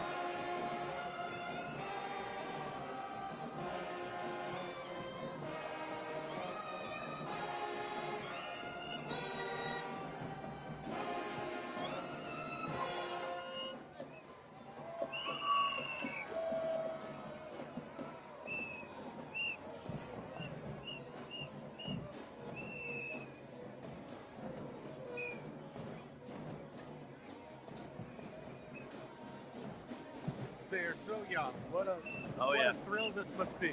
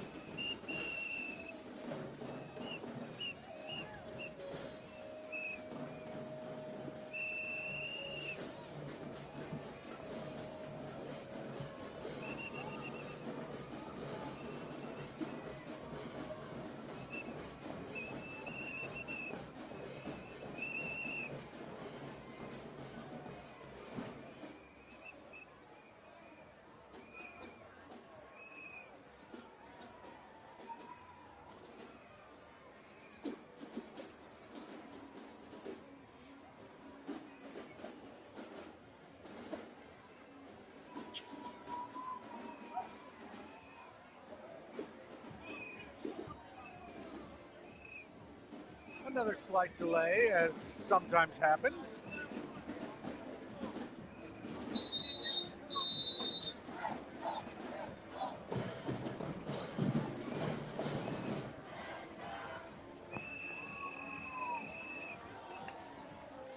One of the things I love about Mardi Gras parades is that moment of chaos when the float arrives and the beads start flying and you don't know whether to catch or duck. And there's just a storm all around you. Folks, while we have a moment here, we want to give a shout out to a couple of our sponsors. No city brings people together like New Orleans, and New Orleans & Company makes planning your wedding, reunion, or group travel easier than ever. Find everything you need at neworleans.com.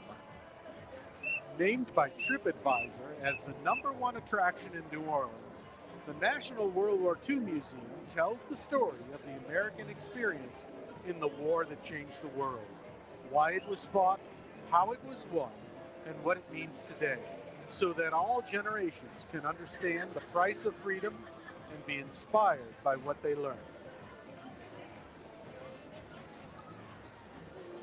You know, we're standing on a deck that is about eye level with the second story of a lot of these floats, and so we are basically a big target.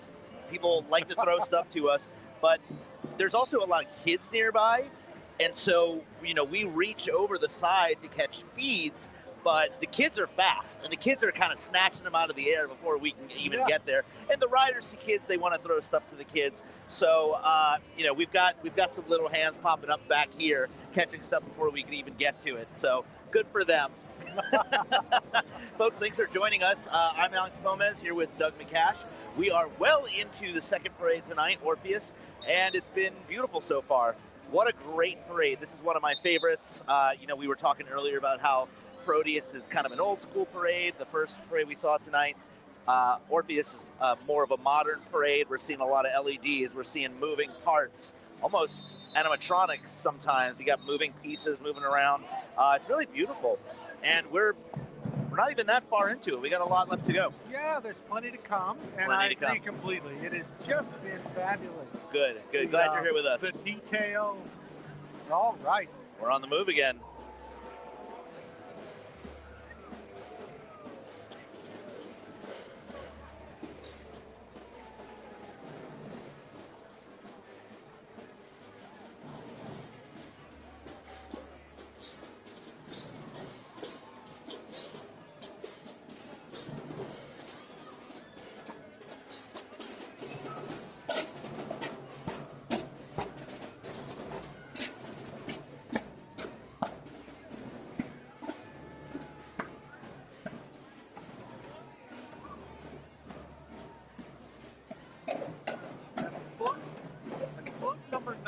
Approaches, the cradle will fall, rocking gently with the night wind. An innocent baby lies dreaming on the treetops, unaware that the spangled pandemonium has escaped the zoo and is watching through the branches with glee.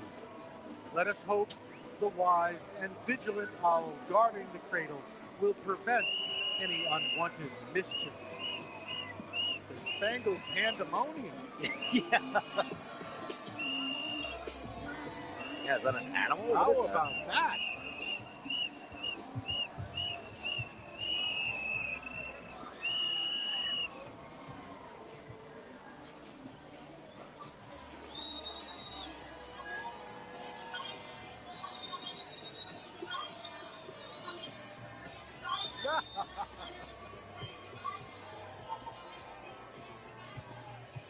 Whoa, I'm sorry.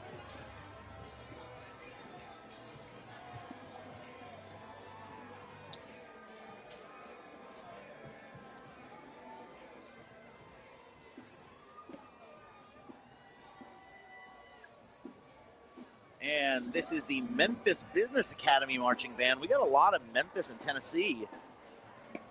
Not only tonight, but just all Mardi Gras.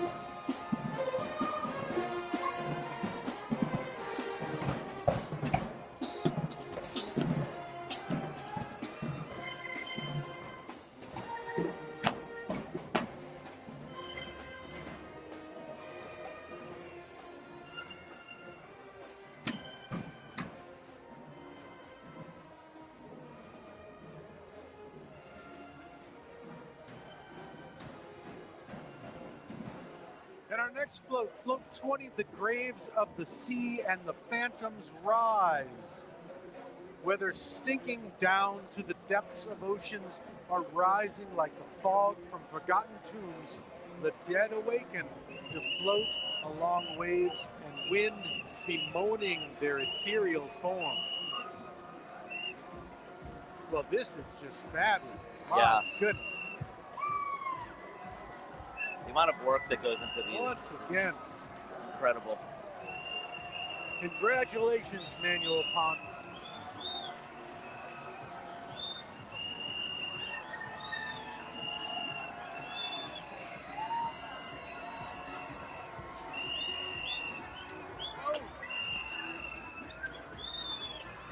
Oh, wow. Got lighted up. Cool. Medallion. Oh, that's fun. Love it. Oh, we got a tambourine. Right.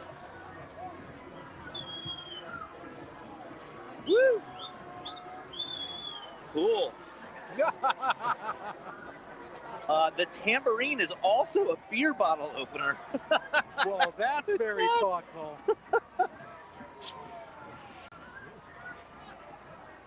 Double secret probation. Wow, this is handmade. This is cool. Wow. Yeah. Oh, look at the back of this float. That's creepy. That's wonderful. This is How very about cool. that?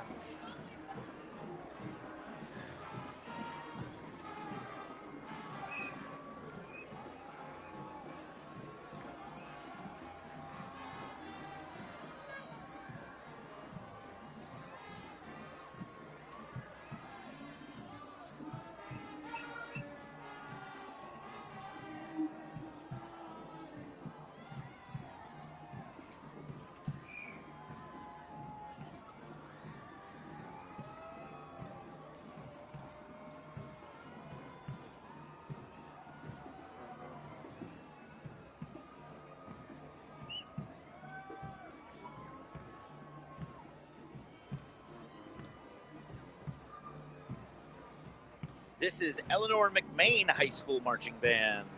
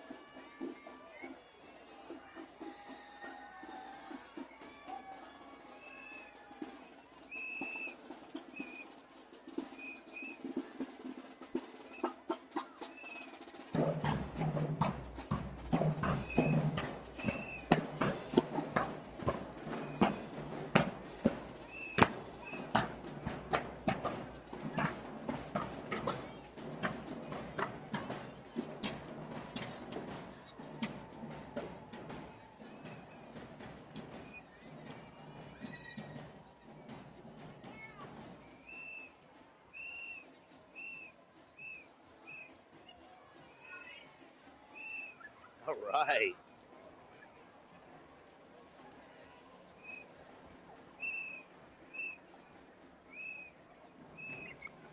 Float 21 on the way. Up, up, and away. Higher and higher we ascend above the clouds into a land of sunshine and rolling cotton. In this hypnotic atmosphere, it's easy to imagine discovering floating castles inhabited by wielders of forgotten magic, or enchanted kingdoms ruled by giants.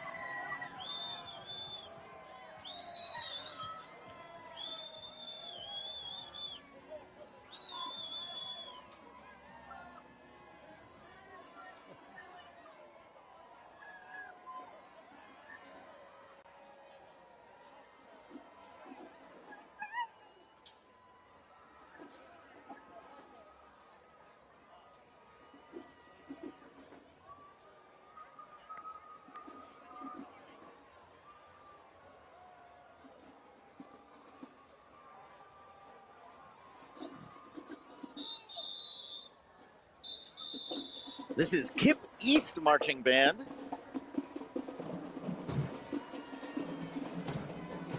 Another band we've seen a lot of this Mardi Gras season.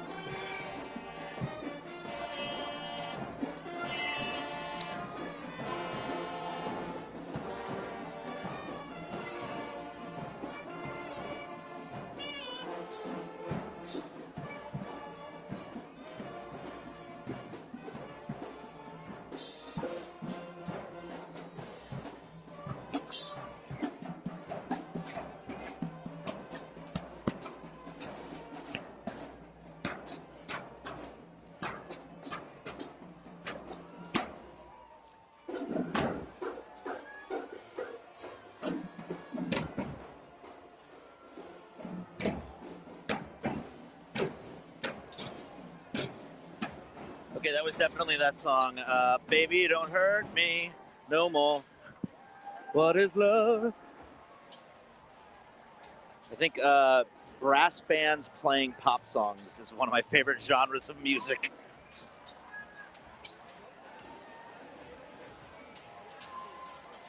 Wait. Hang on, Doug, you were... Float 22 approaches over the moon. Who knows what anyone can accomplish until they try? Endless possibilities open for us if we use our imagination. Here we see the moon beam with delight upon witnessing a heroic cow make her astonishing leap into the stratosphere. Once again, just terrific. Just a terrific float.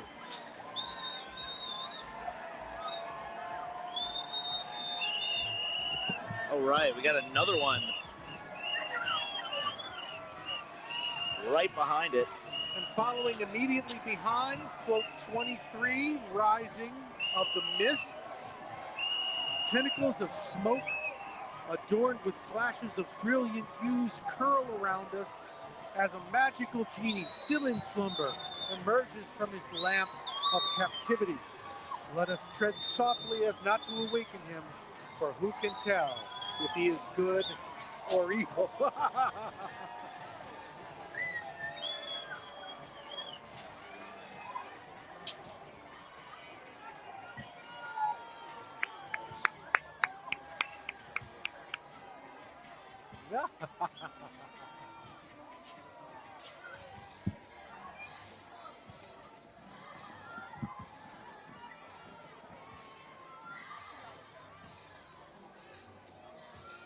Oh, we got some shampoo.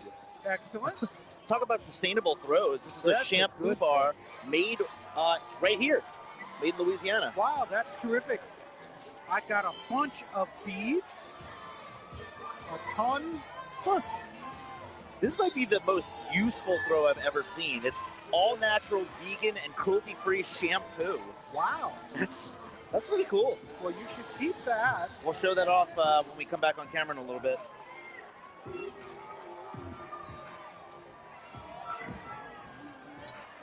And here's a dance troupe I've never heard of before, the Nola Lolas. Oh, yeah. I think we saw them maybe yesterday or the day before, but it was the first time I had ever heard of them, so they might be new.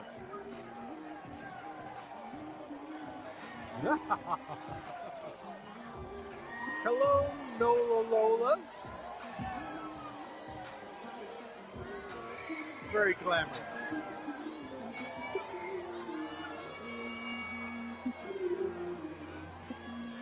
Their sign said Lola gets, which I'm assuming is whatever Lola wants, Oh, Lola gets. Good for you.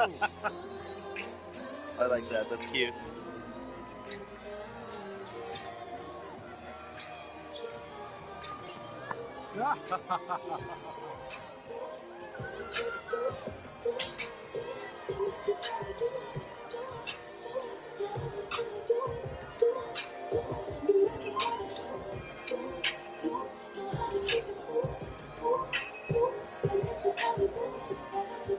The next float, float 24, the descent into Hades, and it's spectacular. The hell mouth yawns open before us, enticing those sinners who have devoted their lives to pleasure and foregone any faith in the heavenly spirit. Into the yawning chasm the poor wretches must proceed, traversing down deeper and deeper levels of oppressive and fiery doom. My kind of party. I'll tell you what, and who hasn't had that happen? This is just spectacular.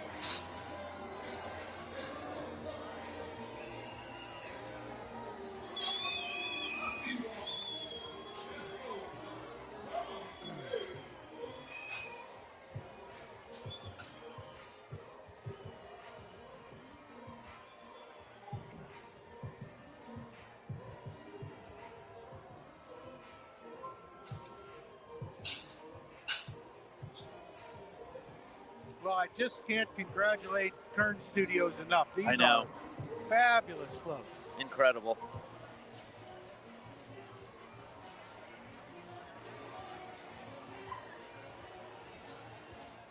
I can't get over how many parts there are. It's not just a flat surface with, you know, a design or a caricature. This is, man, every single piece on here looks incredible. So many moving parts.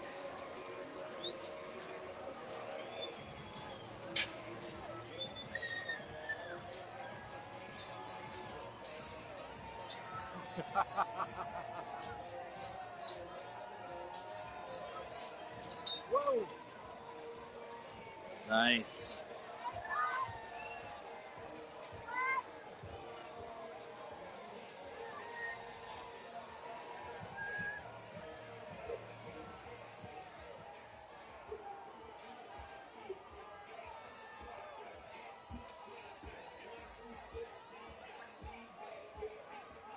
Oh, I like them. This is the Bad Mamas dance group.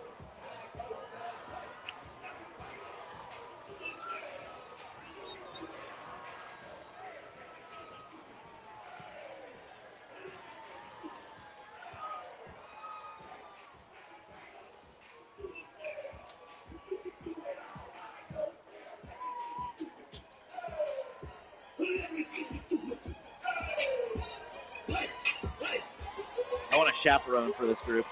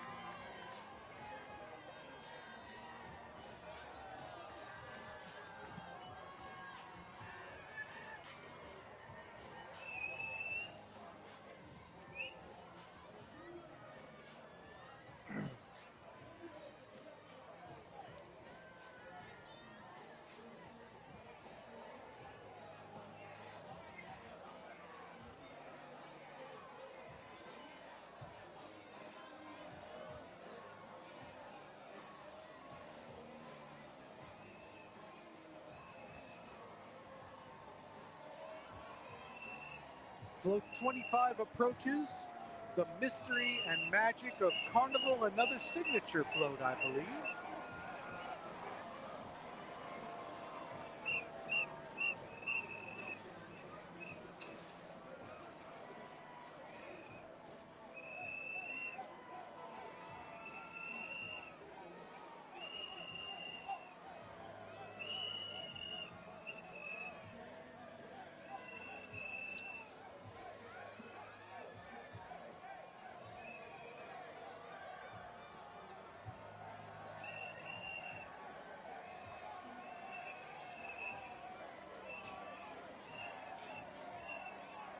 Another giant multi-segmented float.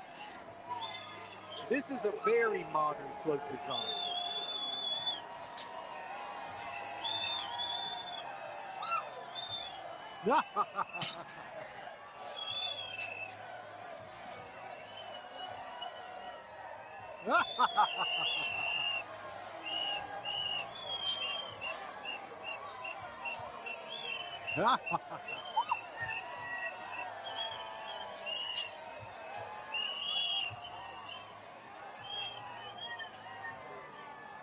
Oh.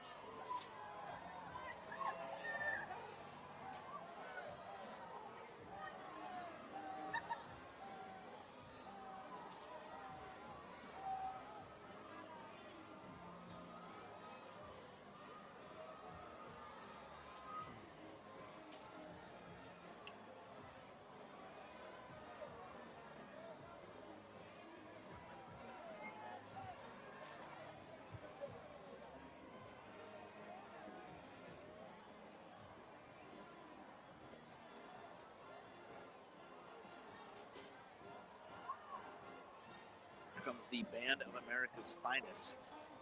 Band of America's Few. Excuse me.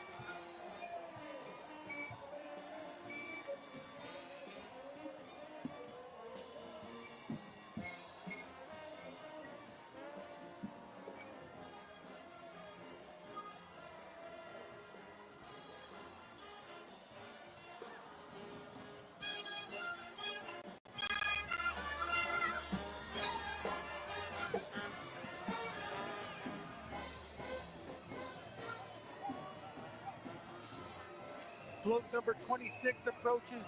Down came the rain.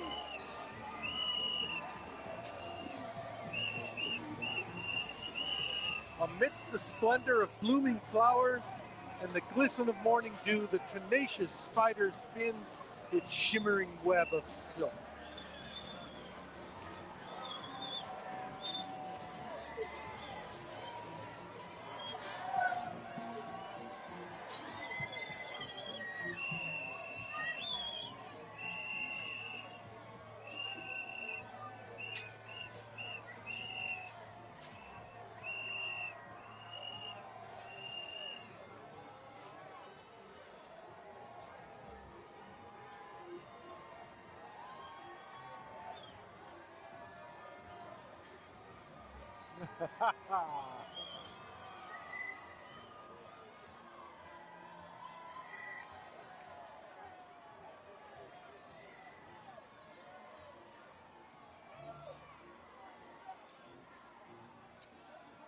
And float number 27, flying among the stars. At this wondrous procession of Orpheus, as this wonderful procession of Orpheus rolls to its finale, let us board the magical celestial ship that has appeared before us and ascend into unknown realms with only our dreams to guide us. I'm with you. These are wonderful.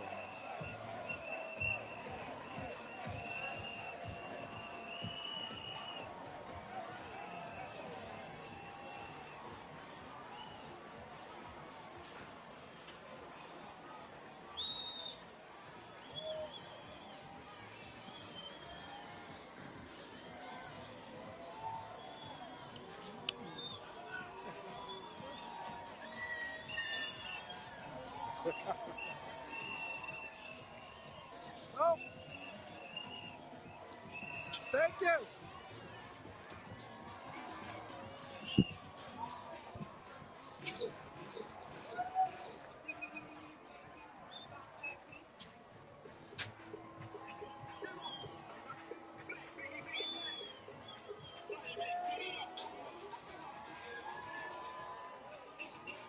And the U.S. Navy floats. Oh, thank you.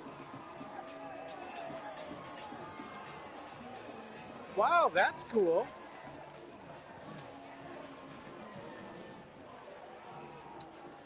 Float number 28, Rhythm, Rhyme, and Revelry, reestablishing Orpheus's devotion to music. This is the last float.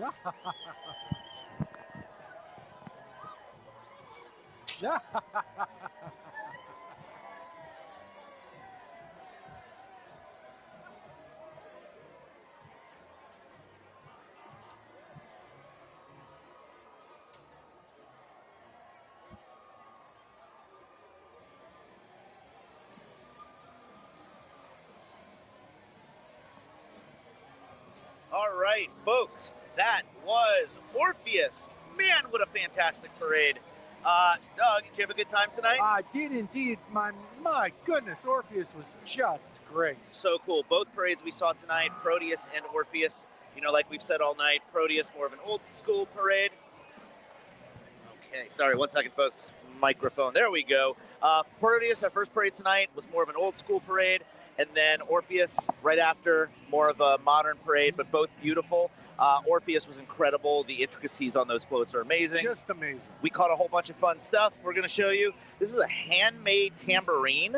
But the most interesting thing about this is that there's a beer bottle opener in the mouth of this jester. Very thoughtful. Useful. Yes. Here we have a plush. Is that a narwhal? Dolphin. No, it's a with narwhal. A narwhal. Yeah, of course. yeah, You're right. Of course, that's what that is. Yeah. This is one of the most interesting throws I've ever caught. This is a shampoo bar made here in Louisiana. Earlier, we were talking a lot about how crews are trying to do more sustainable throws or practical throws. So this is something we can actually take home and use as opposed to beads that you might wear 1 or 2 times. This is fantastic. So I'm so glad I caught this. Folks, it was great being here with y'all tonight. Thank you so much for sticking it out with us. We have to mention again tomorrow morning, due to some pretty bad weather that's coming in New Orleans, Zulu and Rex are going to have abbreviated routes.